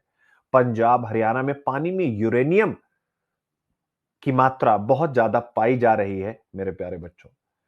फिर इसके बाद ये सारी समस्या बताने के बाद वो कहती हैं कि निराशाजनक स्थिति इसलिए क्योंकि भारत का इन्वायरमेंटल गवर्नेंस, पर्यावरणीय जो शासन है, वह फेल हो रहा है। कैसे? फॉरेस्ट एक्ट 2023 को कमजोर किया गया है। जो ड्राफ्ट ईआईए 2020 था उसमें पोस्ट फैक्टो क्लियरेंस की बात की गई है कि पहले फैक्ट्री बना लो उसके बाद अनुमति मिल जाएगी। ये सारी चीजें, इसके अलावा जो भी सीआरजेड रूल्स थे उसमें भी रिलैक्सेशन दिया गया। तो स्वाभाविक रूप से इन सब नीतियों में छूट के कारण विकास की अंधाधुंध होड़ लग गई है और पर्यावरण का नुकसान बढ़ता चला जा रहा है। तो इसके साथ साथ वो कहती हैं कि हिमालय में अनसाइंटिफिक कंस्ट्रक्शन हो रहा है, अवैज्ञानिक निर्माण हो रहा है, सड़क बन रही है अवैज्ञानिक तरीके से, टनल्स बन रही हैं अवैज्ञानिक तरीके से, हाइड्रो प्रोजेक्ट बन रहे हैं अवैज्ञानिक तरीके से। इससे क्या हो रहा है? लैंडस्लाइड। इससे क्या हो रहा है? Flash flood. इससे क्या हो रहा है? सब्सिडेंस। ये सब बढ़ा है, जमीन का धंसना। जोशीमठ, केदारनाथ, किन्नूर, इन सब एग्जाम्पल्स का वो जिक्र करती हैं और फिर सॉल्यूशन की तरफ भी चर्चा करती हैं। सॉल्यूशन सॉल्यूशन कहती हैं भैया एनजीटी को ताकतवर बनाओ, ईआईए को और ट्रांसपेरेंट बनाओ। इसके अलावा अरावली, हिमालय और वेस्टर्न घाट को संरक्षित करो, प्रोटेक्ट करो और अडॉप्ट करो whole of government approach. Whole of government approach, मैंने कल भी आपको बताया था कि पर्यावरण को केवल पर्यावरण मंत्रालय ना देखे, सभी मंत्रालय, सभी संस्थाएं जो विकास के कार्यों से जुड़ी हुई है वो सब एक सम्मिलित अप्रोच से इसको जो है देखें और विकास और पर्यावरण के मध्य बेहतर संबंध को बनाएं। कितना बढ़िया कंटेंट है। Whole of government approach environment governance की बात करता है। तो पर्यावरण गवर्नेंस के लिए, जैसे यूपीएससी ने आपसे एथिक्स में पूछा था कि विकास भी होता रहे और पर्यावरण भी होता, पर्यावरण का संरक्षण भी होता रहे, इसके लिए कोई एक फेजिबल स्ट्रेटजी बताइए। तो वो फेजिबल स्ट्रेटजी क्या होगी? आप लिखिए होल ऑफ गवर्नमेंट अप्रोच। क्यों? क्योंकि बिना कोऑर्डिनेशन कोई भी सस्टेनेबल डेवलपमेंट संभव नहीं हो सकता है। ये आपको ध्यान रखना है। तो ये टॉपिक विस्तार से जिस पर अब हम लोग बातचीत करेंगे पीडीएफ के थ्रू। आया मजा बेटा? मजा आया?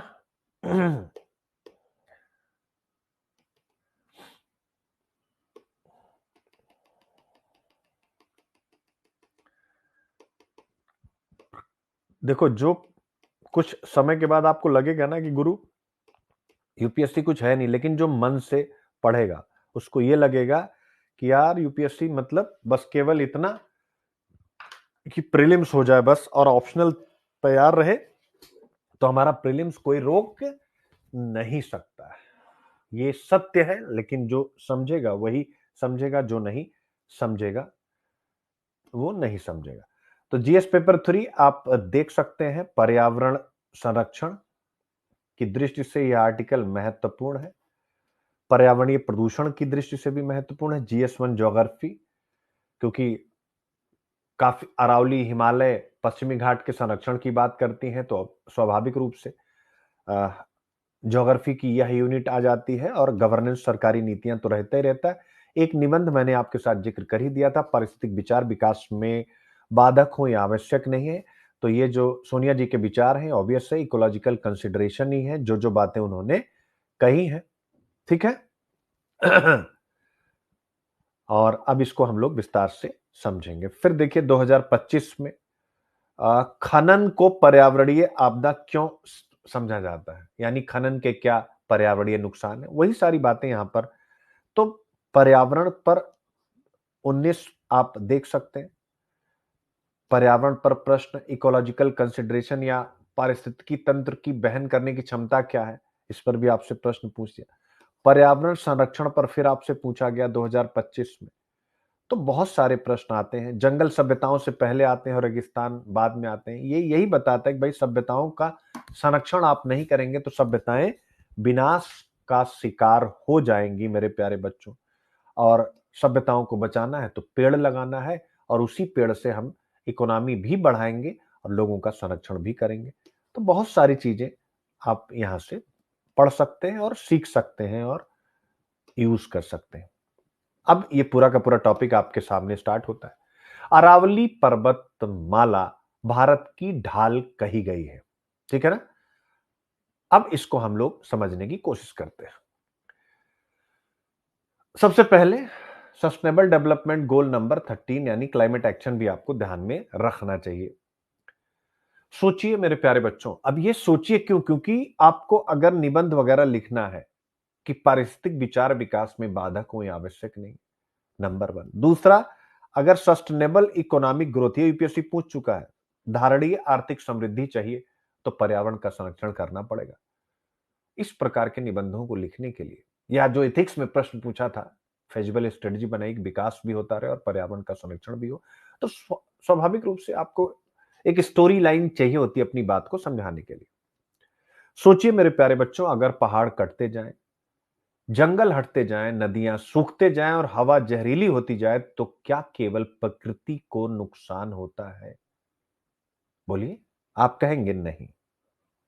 उसका सीधा असर हमारे स्वास्थ्य, हमारी इकोनॉमी, हमारी कृषि, हमारी इंडस्ट्री और हमारे जीवन यापन यानी लाइवलीहुड सब पर पड़ता। आप स्वयं विचार कीजिए कि जो गरीब बंधु इस समय रिक्शा चला रहे हैं, और इस पर सबका उत्तर मुझे चाहिए, खासकर जो बिहार पीसीएस में सेलेक्ट होंगे, आपकी जिम्मेदारी केवल बिहार पीसीएस में सेलेक्ट होकर के रौला बनाना नहीं है, माहौल बनाना नहीं है, आपकी जिम्मेदारी है।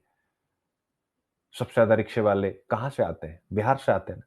अब आप सोचिए कि रिक्शे वाले आपके ही समाज के, आपके ही समुदाय के, आपके ही, क्योंकि समाज समुदाय का मतलब हर जाति को रिजर्वेशन है, तो सभी ऑब्वियस है, या जो जनरल है, जहां से भी जो आ रहे हैं आप ही के समुदाय के, इसलिए मैं कह रहा हूं। अब वो दिल्ली आ रहे हैं। दिल्ली में कहा जा रहा है कि एक अगर आप एक बार सांस लेते हैं तो 100 से 200 सिगरेट के बराबर धुआं आप अंदर ले रहे हैं। और आपके रिक्शे वाले बंधु जो सांस ले रहे हो, कितनी गहरी सांस है, यानी रिक्शे पर बैठाना, चलाना, या मैं कह रहा हूं बैटरी रिक्शा चला रहे तो भी। तो सबसे ज्यादा नुकसान तो गरीबों को ही होगा। आप देख सकते हैं अमीरों के पास तो एयर प्यूरिफायर, जैसे आप अपने घर में, गांव में अब एसी लग गए हैं, एयर प्यूरिफायर लग गया है, वो सॉरी, जो है वाटर प्यूरिफायर लग गया है। अभी एयर प्यूरिफायर एक से एक आ गए हैं जो अमीरों के घर में लगने, चूंकि बड़े महंगे, अगर अच्छे वाले आप लेते हैं, उनको शुद्ध हवा मिल रही, उनका पानी वो साफ, उनकी हवा वो साफ कर दे रहा है, अच्छी गाड़ियों में चलते हैं। तो सबसे ज्यादा नुकसान तो गरीब बच्चों को भी है।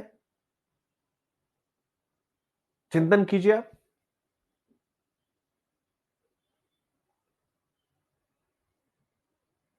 बहुत जिम्मेदारी है पीसीएस बन के आप लोगों पे, कि वहां पर आपको जो जिम्मेदारी दी गई उसको अच्छे से पूरा कीजिए। अलग से आपको कुछ करने की जरूरत नहीं है, सब कुछ अच्छा हो जाएगा। तो जब बीच में सी नामक एक शब्द आता है ना, करप्शन, वहीं से सारी समस्या शुरू होती है। तो मैं कह रहा था कि अगर पहाड़ कटते जाएं, जंगल हटते जाएं, नदियां सूखते जाएं और हवा जहरीली होती जाए तो क्या केवल प्रकृति को नुकसान होता है? नहीं। उसका सीधा असर हमारे स्वास्थ्य, इकोनॉमी, एग्रीकल्चर, इंडस्ट्री, जीवन यापन सब पर पड़ता है। इसलिए मैंने जीवन यापन के संदर्भ में बिहार के मजदूरों का, यूपी, ईस्टर्न यूपी के मजदूरों का जिक्र किया।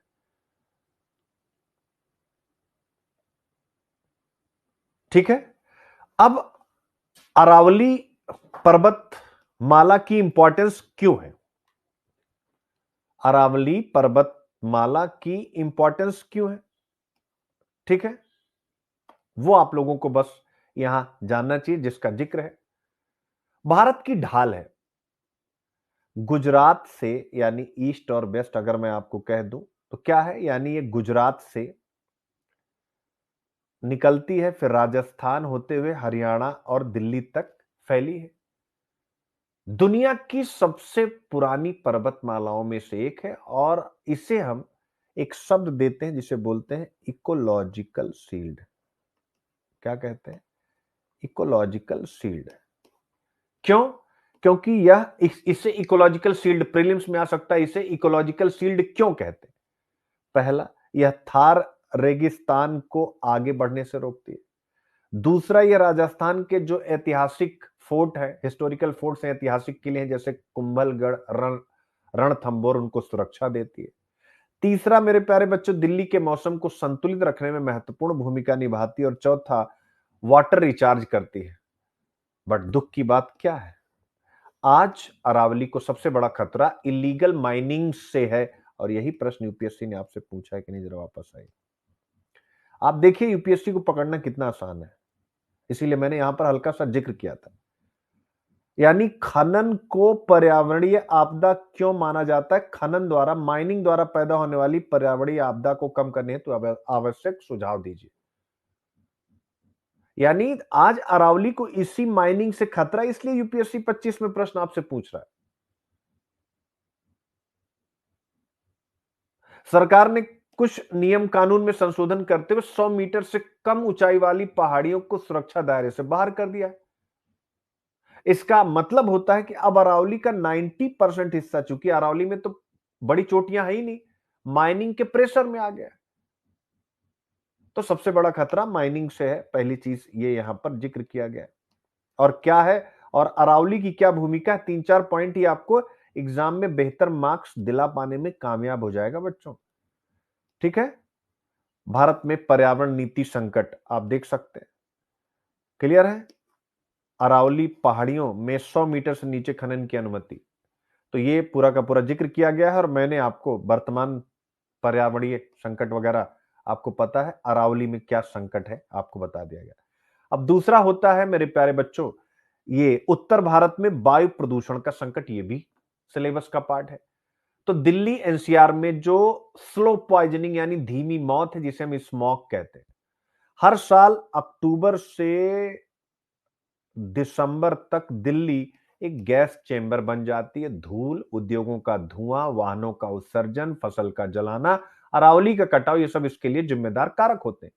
ये सब मिलकर क्या करते हैं, एक जहरीली चादर बना देते हैं, जिसे हम स्मोग, यानी स्मोक प्लस फॉग से बनता है स्मोक। क्या बनता है? स्मोग, यानी स्मोक प्लस फॉग। डब्ल्यूएचओ के अनुसार दिल्ली में मेरे प्यारे बच्चों, आप यहां देख सकते हैं आर्टिकल लिखा हुआ, मतलब आर्टिकल में डेटा दिया हुआ, 2.5 और जो पीएम 10 है, सुरक्षित सीमा से 10 से 15 गुना, इनफैक्ट 30 गुना ज्यादा है। और लेख कहता है कि 34,000 मौतें हर साल केवल शहरों में प्रदूषण के कारण है। क्या ये वो स्वप्न है जो आपको सोने नहीं दे रहे? तो दूसरा संकट भारत के सामने, यानी अब आपसे कोई पूछे वे सपने जो भारत को सोने ना दें, ये सब सपने ही तो हैं। पहला हो गया जो सोने नहीं दिया, अरावली में संकट। दूसरा, उत्तर भारत में वायु प्रदूषण का संकट। अब तीसरा संकट है, साइलेंट क्राइसिस है ये भी, भूजल प्रदूषण, जिसकी तरफ ज्यादा लोग ध्यान नहीं देते।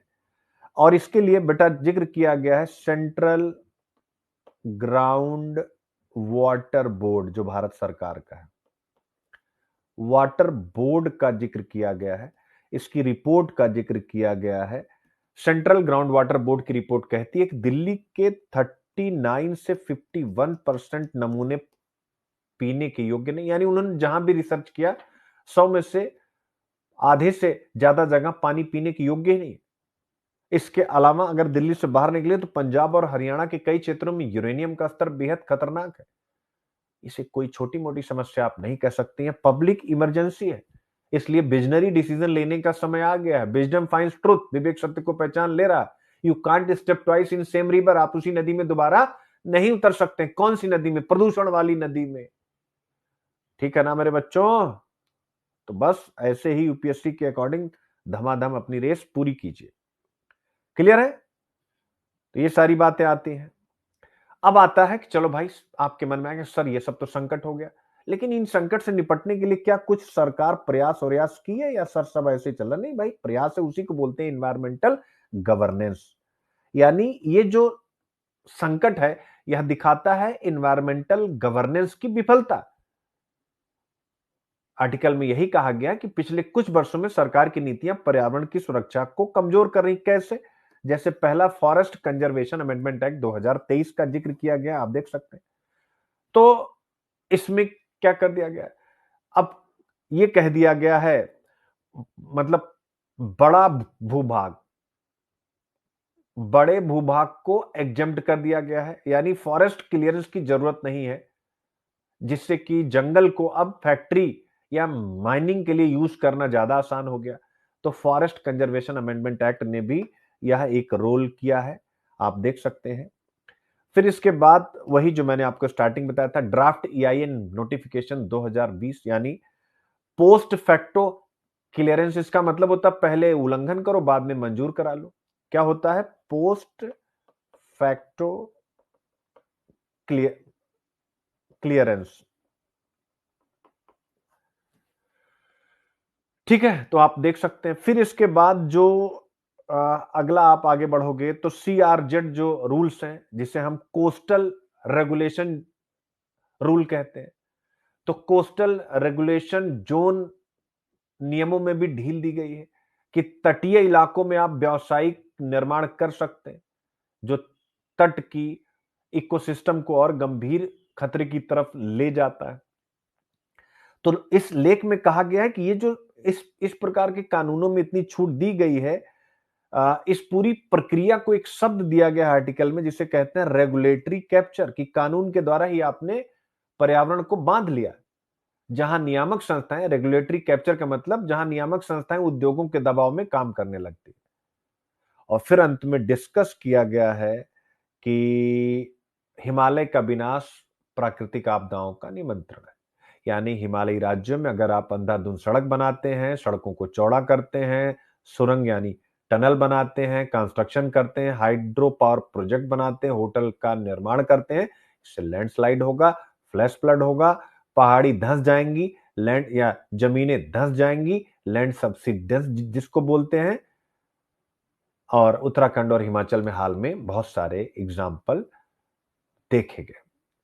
तो यही सारी बातें यहां पर डिस्कस की गई। फिर ऑब्वियस है केवल इतने से ही काम नहीं चलेगा। उन्होंने कहा कि मतलब यानी अब आपको अंत में ये जानना है कि रूट कॉजेस क्या है। तो रूट कॉजेस इसके यही हैं कि पॉलिसी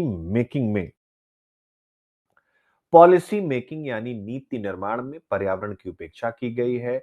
व्यावसायिक दबाव, कारपोरेट प्रेशर में नीतियां उदार कर दी गई हैं। वनों और भूमि का अनियंत्रित दोहन हो रहा है, ओवर एक्सप्लॉयटेशन हो रहा है। लोगों की भागीदारी कम है। एनजीटी और एनवायरमेंट मिनिस्ट्री की कमजोर होती हुई भूमिका है मेरे प्यारे बच्चों। अब आता है आगे का रास्ता। तो आगे का रास्ता आप सबको पता है, बताने की जरूरत नहीं है। संवेदनशील क्षेत्रों की रक्षा की जाए, जैसे अरावली, वेस्टर्न जो घाट है, हिमालय में जो भी कंस्ट्रक्शन हो रहे हैं, जो माइनिंग हो रही है, उसको उस पर नियंत्रण लगे। इलीगल माइनिंग पर कड़ी कार्रवाई की जाए।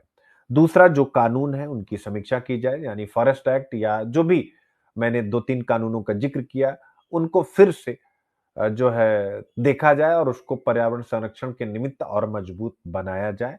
और एनजीटी को ऑटोनॉमी मिले, पर्यावरण मंत्रालय की क्षमता को बढ़ाया जाए, और जो लोकल कम्युनिटी है उसकी अनुमति भी ली जाए किसी भी प्रोजेक्ट को स्टार्ट करने में, वो चाहते हैं कि नहीं चाहते हैं।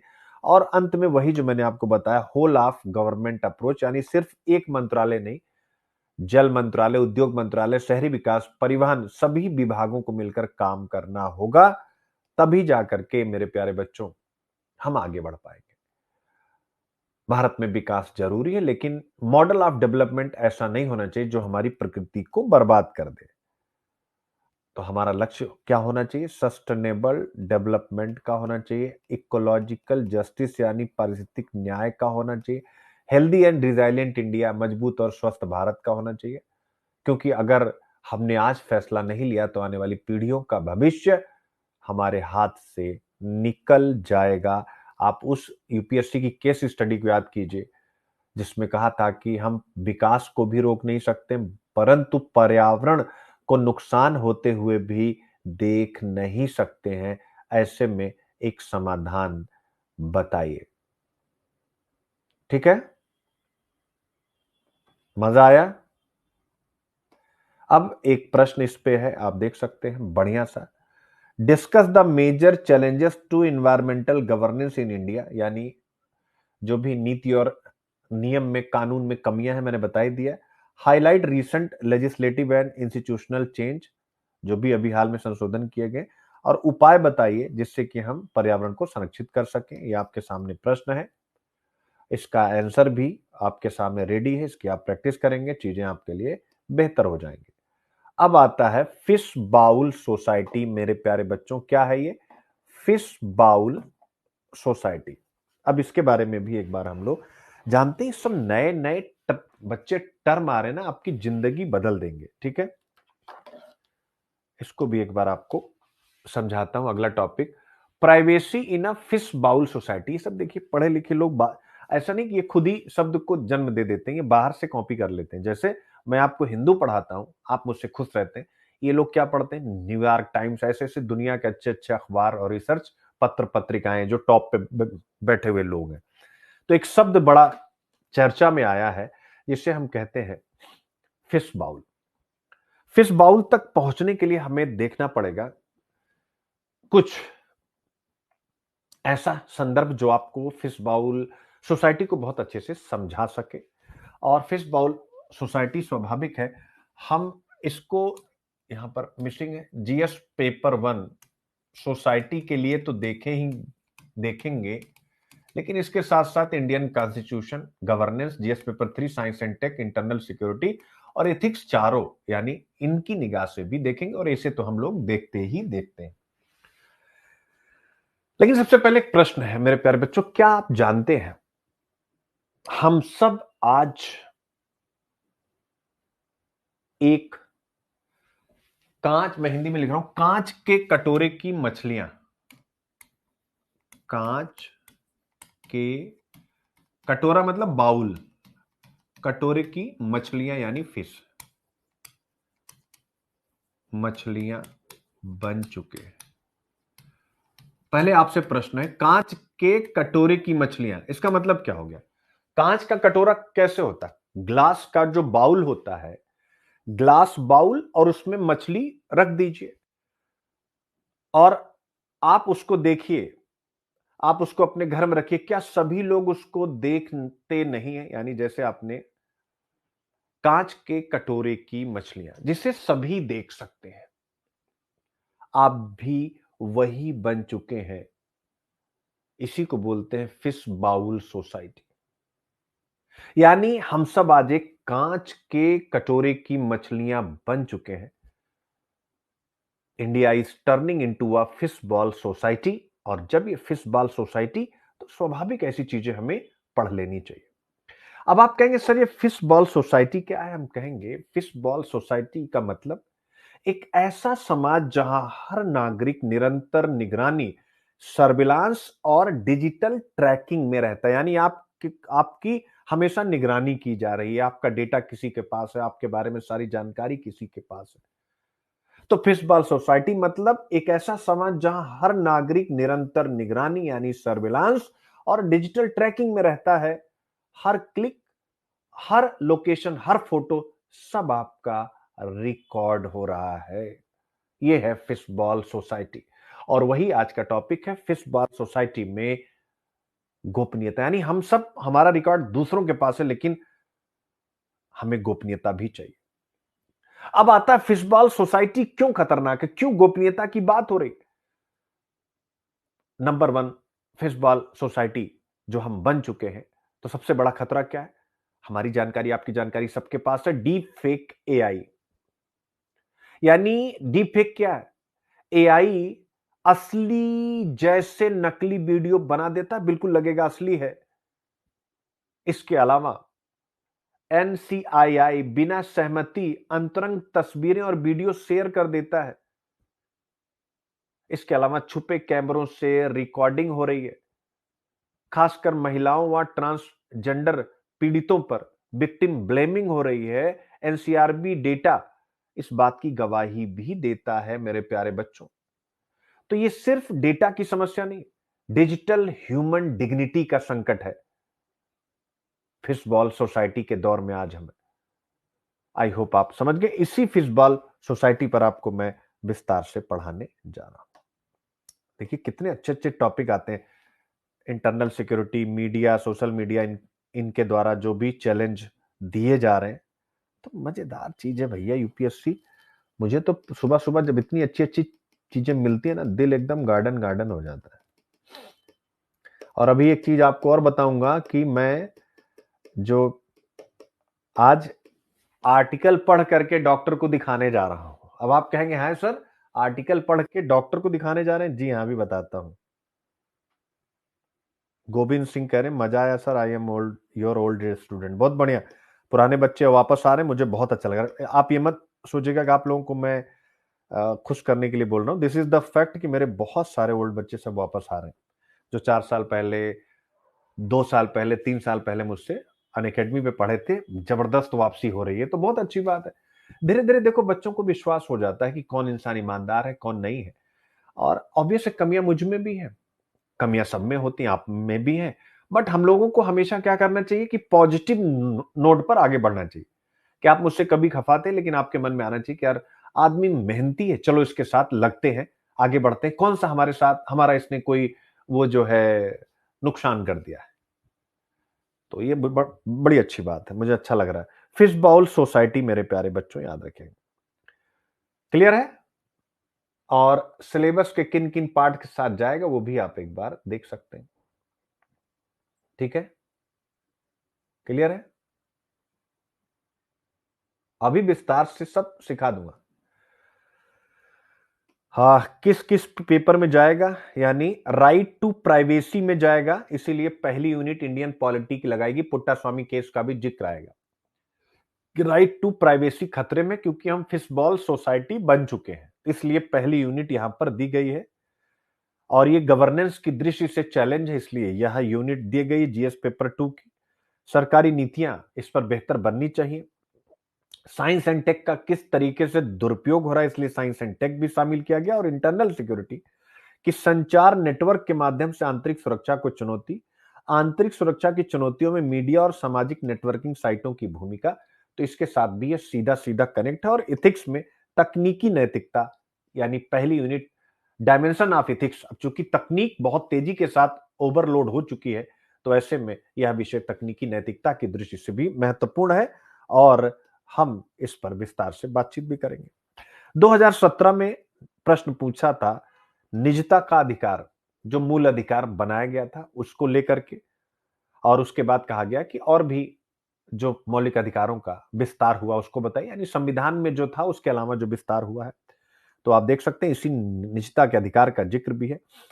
फिर कृत्रिम बुद्धि पर, हालांकि यहां जो मैंने यह प्रश्न लगाया है 2023 वाला, उसमें उसका संबंध मेडिकल एरेना से है, लेकिन एआई का जो एप्लीकेशन है वो केवल ये बताने के लिए एआई के एप्लीकेशन नेगेटिव या पॉजिटिव आपसे पूछे जा रहे हैं। तो यह नेगेटिव एप्लीकेशन जो है आज के फिशबॉल सोसाइटी के लिए, एआई का नेगेटिव यूज आज की फिशबॉल सोसाइटी के लिए कैसे खतरा है, तो ये भी आपसे पूछ सकता है। और डिजिटल व्यक्तिगत डेटा संरक्षण अधिनियम 2023 कहां तक फिशबॉल सोसाइटी को संरक्षित कर पाएगा, स्वाभाविक है यह भी यहां महत्वपूर्ण हो जाता है। तो ये सारी चीजें आपके सामने।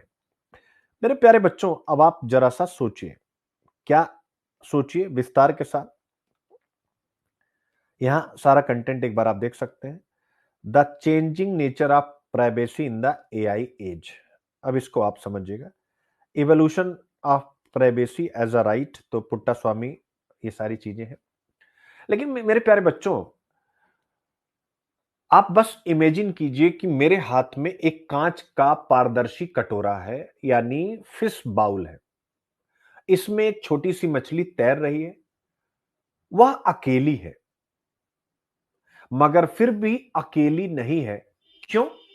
क्योंकि हम सब उसे देख रहे हैं, उसकी हर हरकत, हर मूवमेंट, हर ठहराव हम देख रहे हैं। वह चाहे जितना चाह ले, उसे निजता नहीं मिल सकती है। क्या यह बात सही है कि नहीं? समझिए कि एक बार इसको मैं रिपीट करता हूं, बड़ा अच्छा टॉपिक है, चूंकि निबंध वगैरह हम इन्हीं सब विषयों पर आएंगे। यानी आप इमेजिन कीजिए कि मेरे हाथ में एक कांच का पारदर्शी कटोरा, जिसमें एक मछली रखी हुई है, वो तैर रही है। उस कटोरे में वो बेचारी अकेली है, मगर क्या वो अकेली है? अकेली होते हुए भी वो अकेली नहीं है। क्यों? क्योंकि हम सब उसे देख रहे हैं, उसकी हर हरकत, उसका हर मूवमेंट, उसका हर ठहराव। वो चाहे जितना चाह ले, उसे प्राइवेसी नहीं मिल सकती, क्योंकि वो कांच के कटोरे में है। अब मैं आपसे पूछता हूं कि क्या आज हम सब भी वैसे ही नहीं हो गए हैं, फिश बाउल वाली मछली की तरह? मोबाइल, इंटरनेट, एआई, तीनों सब मिलकर हमें एक फिश बाउल सोसाइटी में बदल चुके हैं, जहां हम घर में बैठे हो फिर भी देखे जा रहे होते हैं। यही इस टॉपिक की जड़ है मेरे प्यारे बच्चों। एक बार मुझे बताएं, क्या आप इस टॉपिक की जड़ समझ पाए कि नहीं समझ पाए? ठीक है, समझ पाए कि नहीं समझ पाए? तो अब यही प्रश्न है, understanding the fish bowl society. यानी फिश बाउल सोसाइटी क्या होती है, इसे आप सरल भाषा में ऐसे समझे मेरे प्यारे बच्चों। एक ऐसा समाज जिसकी पूरी आबादी कांच के कटोरे की तरह, फिश बाउल की तरह ट्रांसपेरेंट या पारदर्शी हो गई है, जहां हर व्यक्ति की गतिविधि लगातार रिकॉर्ड और ट्रैक की जा रही है। आप कुछ भी सर्च कर रहे हैं, आप हर सर्च, हर लोकेशन, हर क्लिक, हर फोटो, हर बैंकिंग लेनदेन, हर सोशल मीडिया गतिविधि, सब डिजिटल फुटप्रिंट बनकर किसी न किसी एआई सिस्टम में जा रही है। अब प्राइवेसी केवल एक सुविधा नहीं, एक स्ट्रगल यानी संघर्ष बन गई है। यह भी निबंध आपसे पूछ सकता है। अब प्राइवेसी केवल एक सुविधा नहीं, एक संघर्ष बन गई है। आप देख सकते हैं। तो फिश बाउल सोसाइटी क्या होती है, आपको समझ में आ गया है। अब आता है मेरे प्यारे बच्चों कि हम क्यों बन गए, वाई भारत क्यों फिश बाउल सोसाइटी बना? तो ऑब्वियस है, तकनीक पर सबसे ज्यादा निर्भर भारतीय हैं।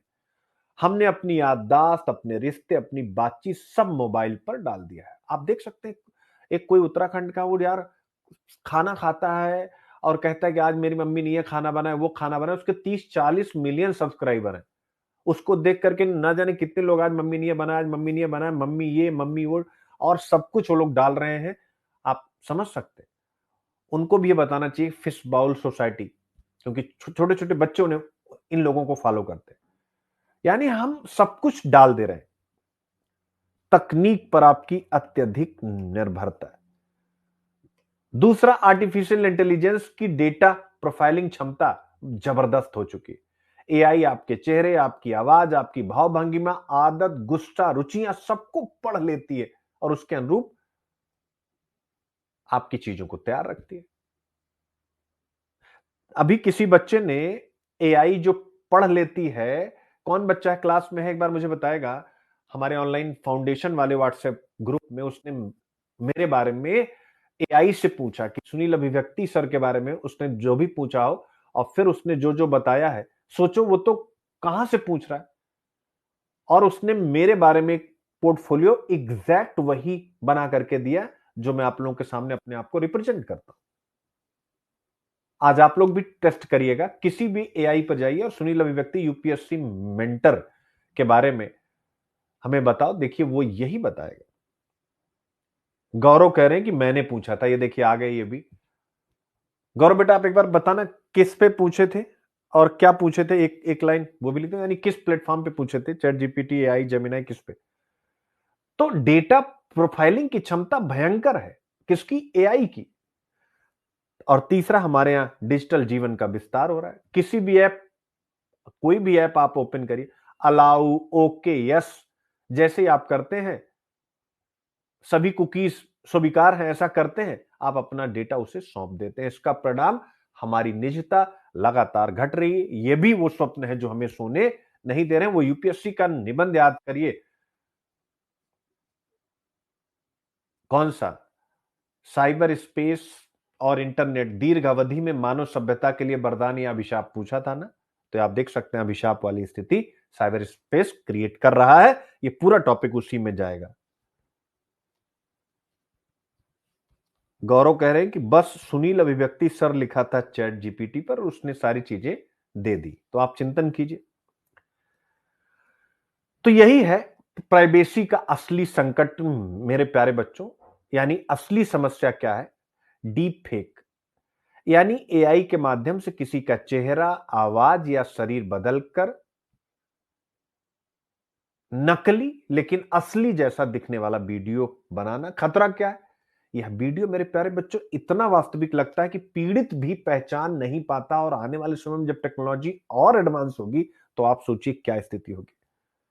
तो ये सारी समस्याएं। दूसरा मेरे प्यारे बच्चों, राइज ऑफ एनसीआईआई यानी non consensual intimate image abuse, यानी बिना सहमति के आपकी अंतरंग तस्वीर, वीडियो को बनाना, पोस्ट करना या शेयर करना। आज डीप फेक ने इसे अत्यधिक खतरनाक बना दिया है मेरे प्यारे बच्चों। तो ये सारी समस्याएं यहां पर दिया भी गया। फिर इसके बाद तीसरा एक बहुत बड़ी समस्या की तरफ, साइबर वायरिज्म, VOYEURISM, यानी आपके पीजी, आपके होटल, आपके ट्रायल रूम, वॉशरूम में छुपे कैमरे। यह अपराध तेजी से बढ़ रहा है, कुछ पकड़े जा रहे हैं, बहुत सारे पकड़े नहीं जा रहे। एआई ने इन अपराधों को सस्ता, तेज और पूरी तरह रियल बना दिया है, क्योंकि अब आप कैमरा पकड़ ही नहीं सकते।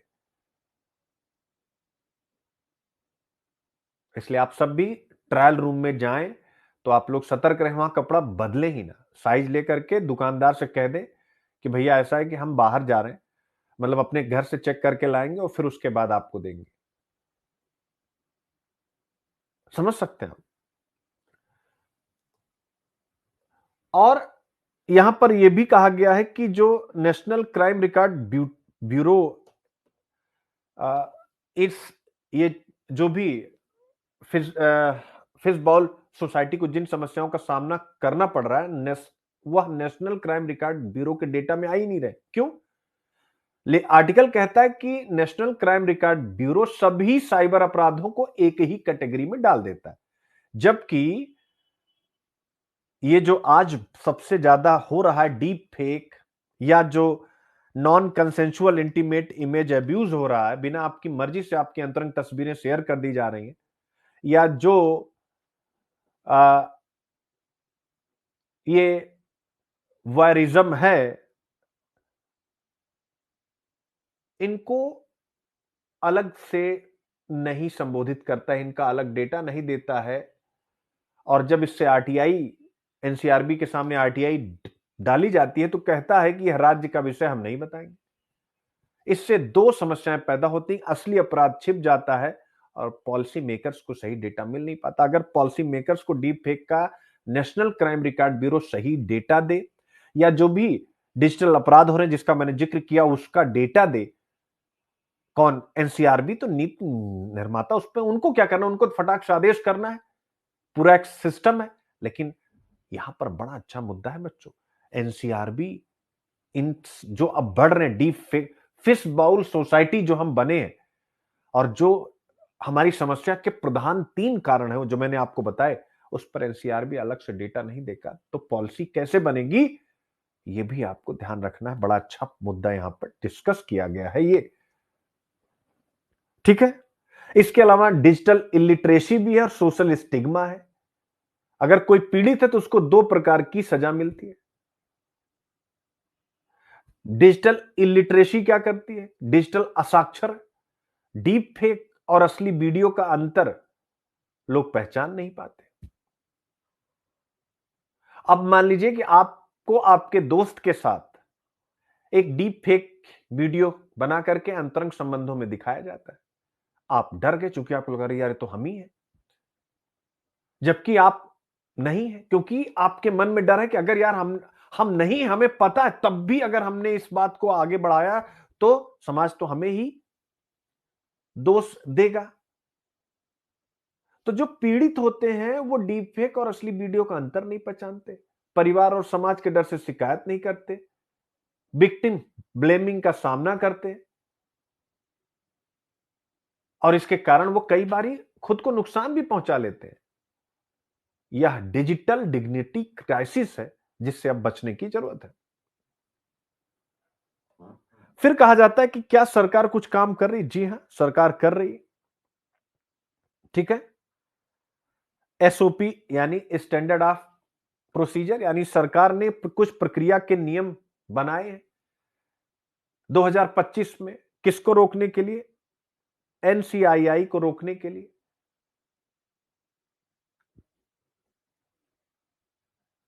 कि 24 घंटे में कंटेंट हटाया जाएगा, मल्टी चैनल शिकायत की सुविधा दी गई है, डिजिटल गरिमा की रक्षा की बात कही गई। लेकिन ये जो एसओपी है, कानून नहीं, अगर कोई नहीं हटाता है, आपकी मर्जी के बिना लिया गया आपका कोई भी अंतरंग तस्वीर को शेयर करना,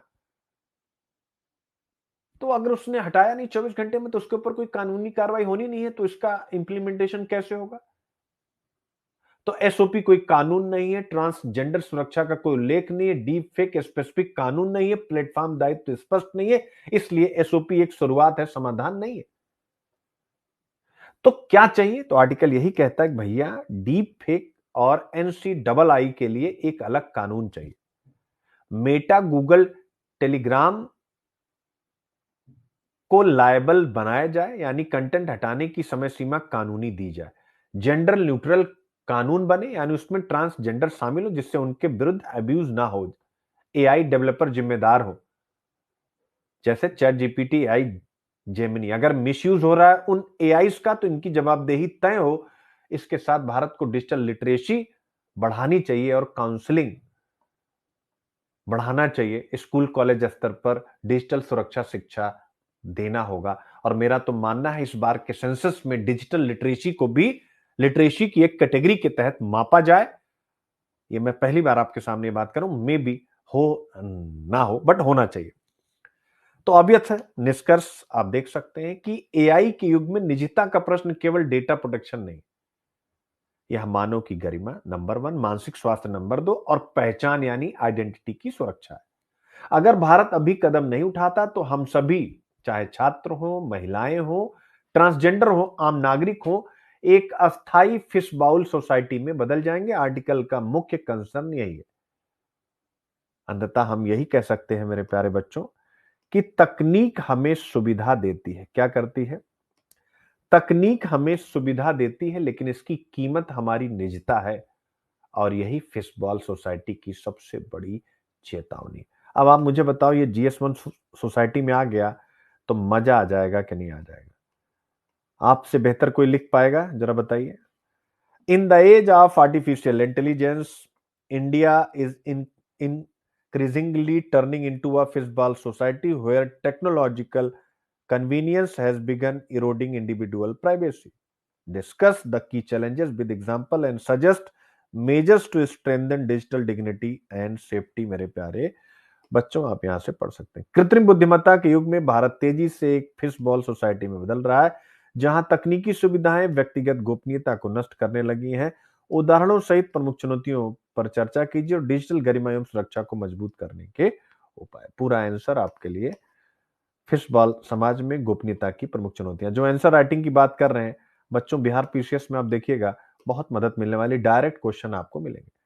अब मैंने आप लोगों से कहा था कि जो है, आज एक आर्टिकल के बाद मैं डॉक्टर के कंसल्ट में जा रहा हूं, और वह आर्टिकल यही है मेरे प्यारे बच्चों, जो आपके सामने पड़ा हुआ है।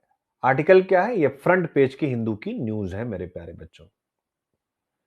यानी मेरे प्यारे बच्चों, आज हम एक ऐसी दवा के बारे में पढ़ रहे हैं जिसने पूरी दुनिया में हलचल मचा दी है, और पूरी दुनिया में नहीं, आपके गुरु के जीवन में भी उसने हलचल मचा दी है मेरे प्यारे बच्चों। क्योंकि मेरा वजन है 93 केजी, और मैं तमाम उपाय कर लिया नेचुरल, यानी कि जिम रेगुलर जाना, मॉर्निंग वॉक भी करना, बहुत कुछ करना। बट मीठा खाने की आदत इस बीच ऐसी लगी जो कि पहले नहीं थी। बहुत मीठा, एक बार अगर एक मिठाई अंदर गई, जिलेबी अगर 100 ग्राम गई तो आधा किलो जानी चाहिए, खत्म हो गई तो फिर ऑर्डर करके जोमेटो मेटो के द्वारा। पहले क्या होता था, ये सब सुविधाएं थी नहीं, तो आदमी थोड़ा सा खा लिया, शांत हो गया, कौन जाए खाने। अब तो एक फोन कर दो, आपके पास आ जाता है। तो मेरे बच्चों, आपके गुरु के लिए, मेरा वजन है 93 केजी इस समय। बहुत फिट हूं मैं, मसल वगैरह बहुत अच्छा, लेकिन जो टमी का फैट है वो जा नहीं रहा।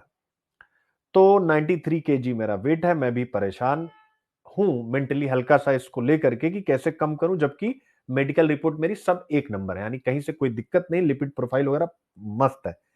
और मैं हूं 5 फीट 10 इंच का, जो है तो 5'10" का मैं हूं। इस हिसाब से मेरा वजन जो मतलब एक बीएमआई इंडेक्स अगर आप निकाले तो लमसम मेरा वजन होना चाहिए 75 टू 78 के बीच में।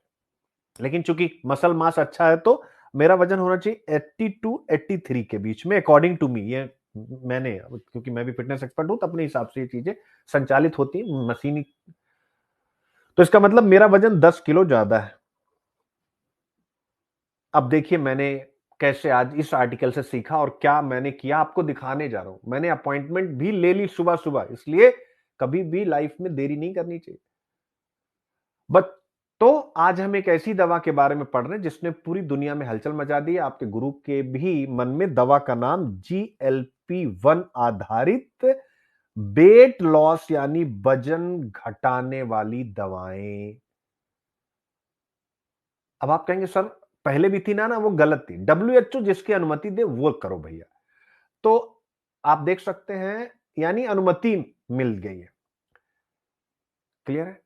अब जैसे मैं हूं वैसे आपने देखा होगा कि जिम करने वाले कई लोग आपसे मिलते होंगे, कहते होंगे कि वर्कआउट भी कर लेते हैं, डाइट भी देखते हैं, फिर भी भूख रुकती नहीं है, इसलिए वेट कम नहीं हो रहा है। मैं भी ऐसा ही हूं।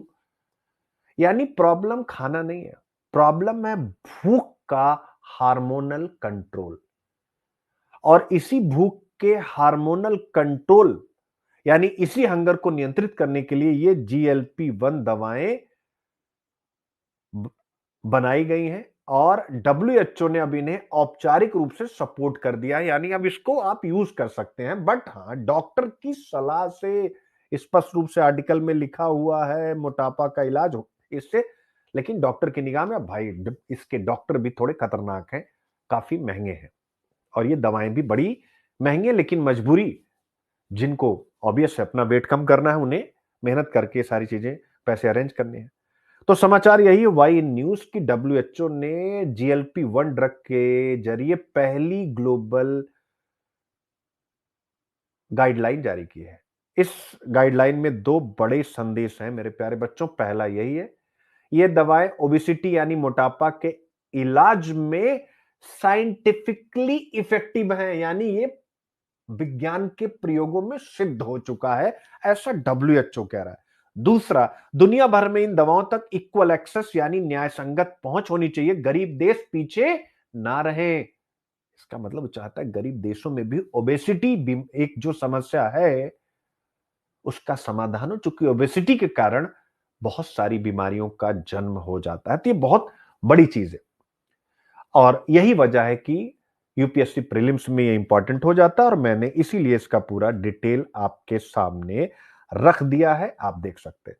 तो जीएलपी क्या है आप देखें, यहां लिखा हुआ है ग्लूकागॉन लाइक पेप्टाइड 1। आप देख सकते हैं GLP-1 यह क्या है, एक प्राकृतिक हार्मोन है जो शरीर में खाना खाने के बाद निकलता है और भूख कम करता है, पेट खाली होने की गति स्लो करता है, इंसुलिन बढ़ाता है और ब्लड शुगर को स्टेबल रखता है।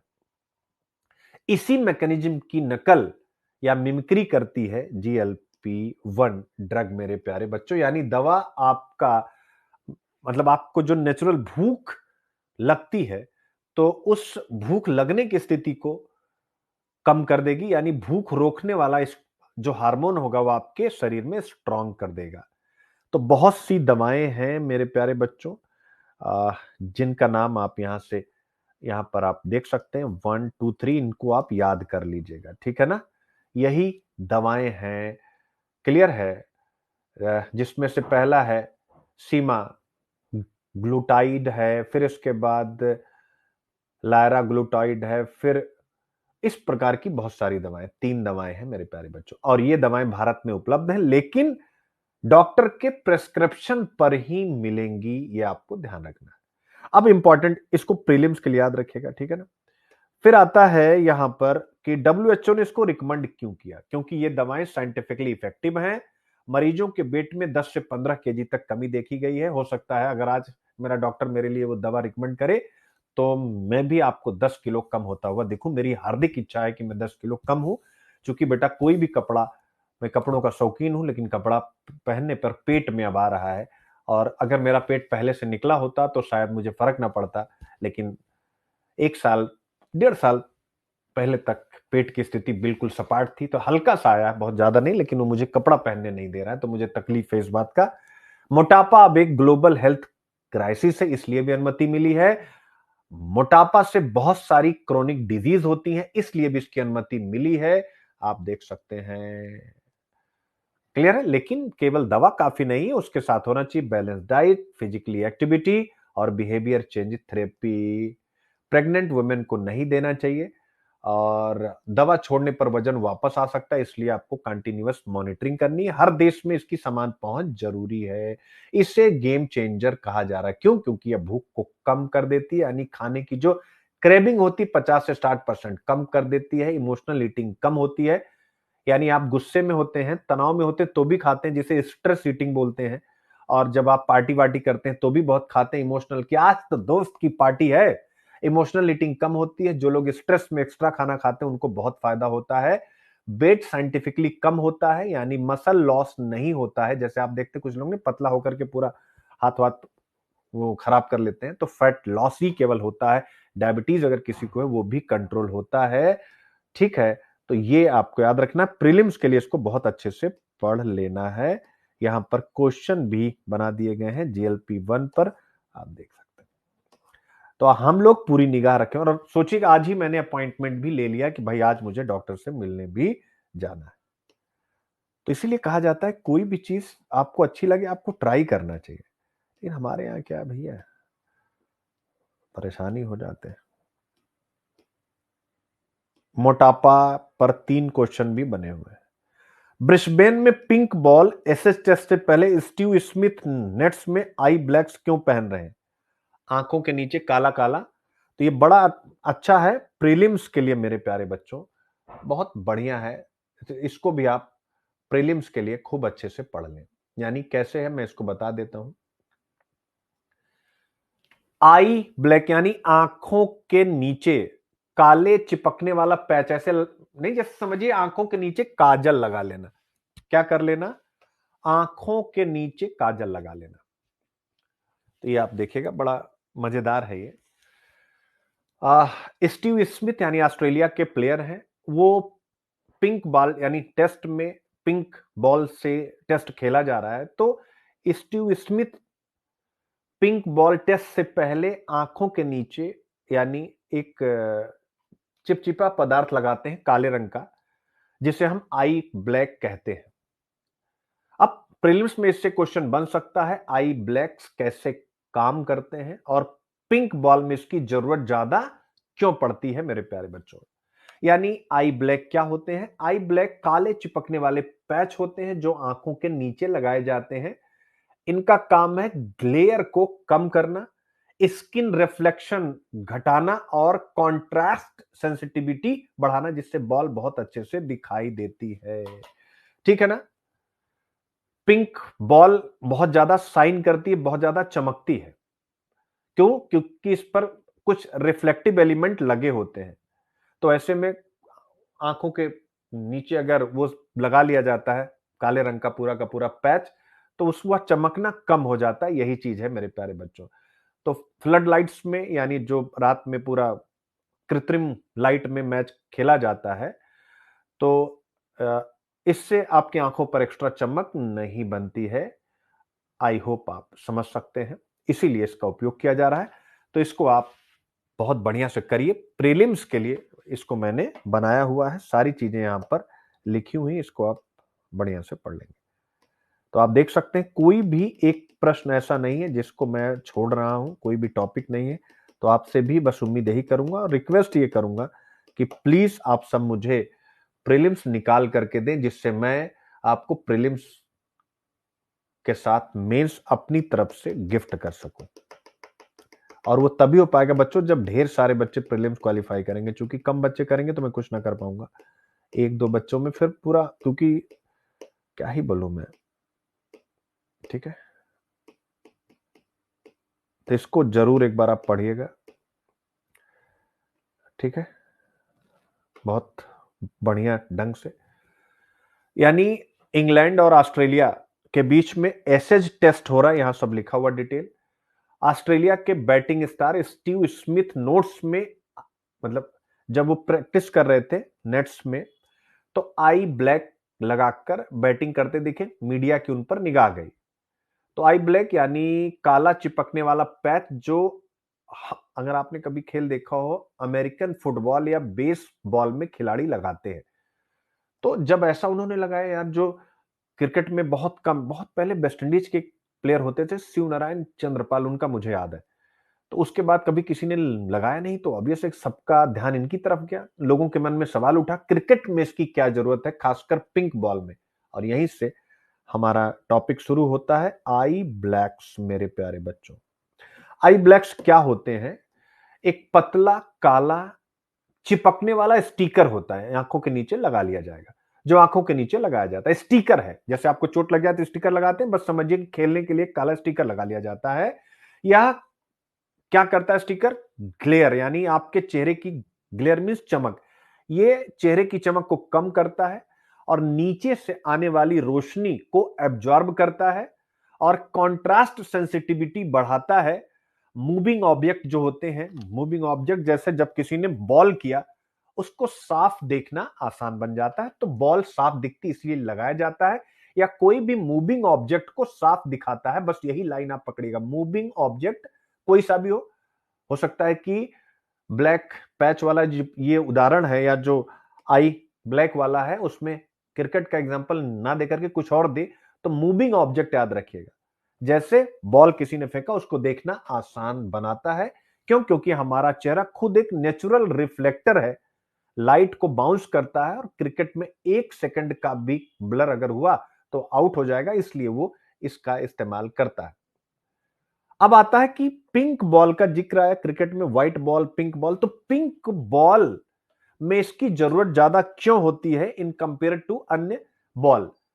तो पिंक बॉल रेड बॉल जैसा नहीं है, इस पर एक खास रिफ्लेक्टिव कोटिंग होती है, चमकदार कोटिंग की जाती है। किस पर? पिंक वाले पर।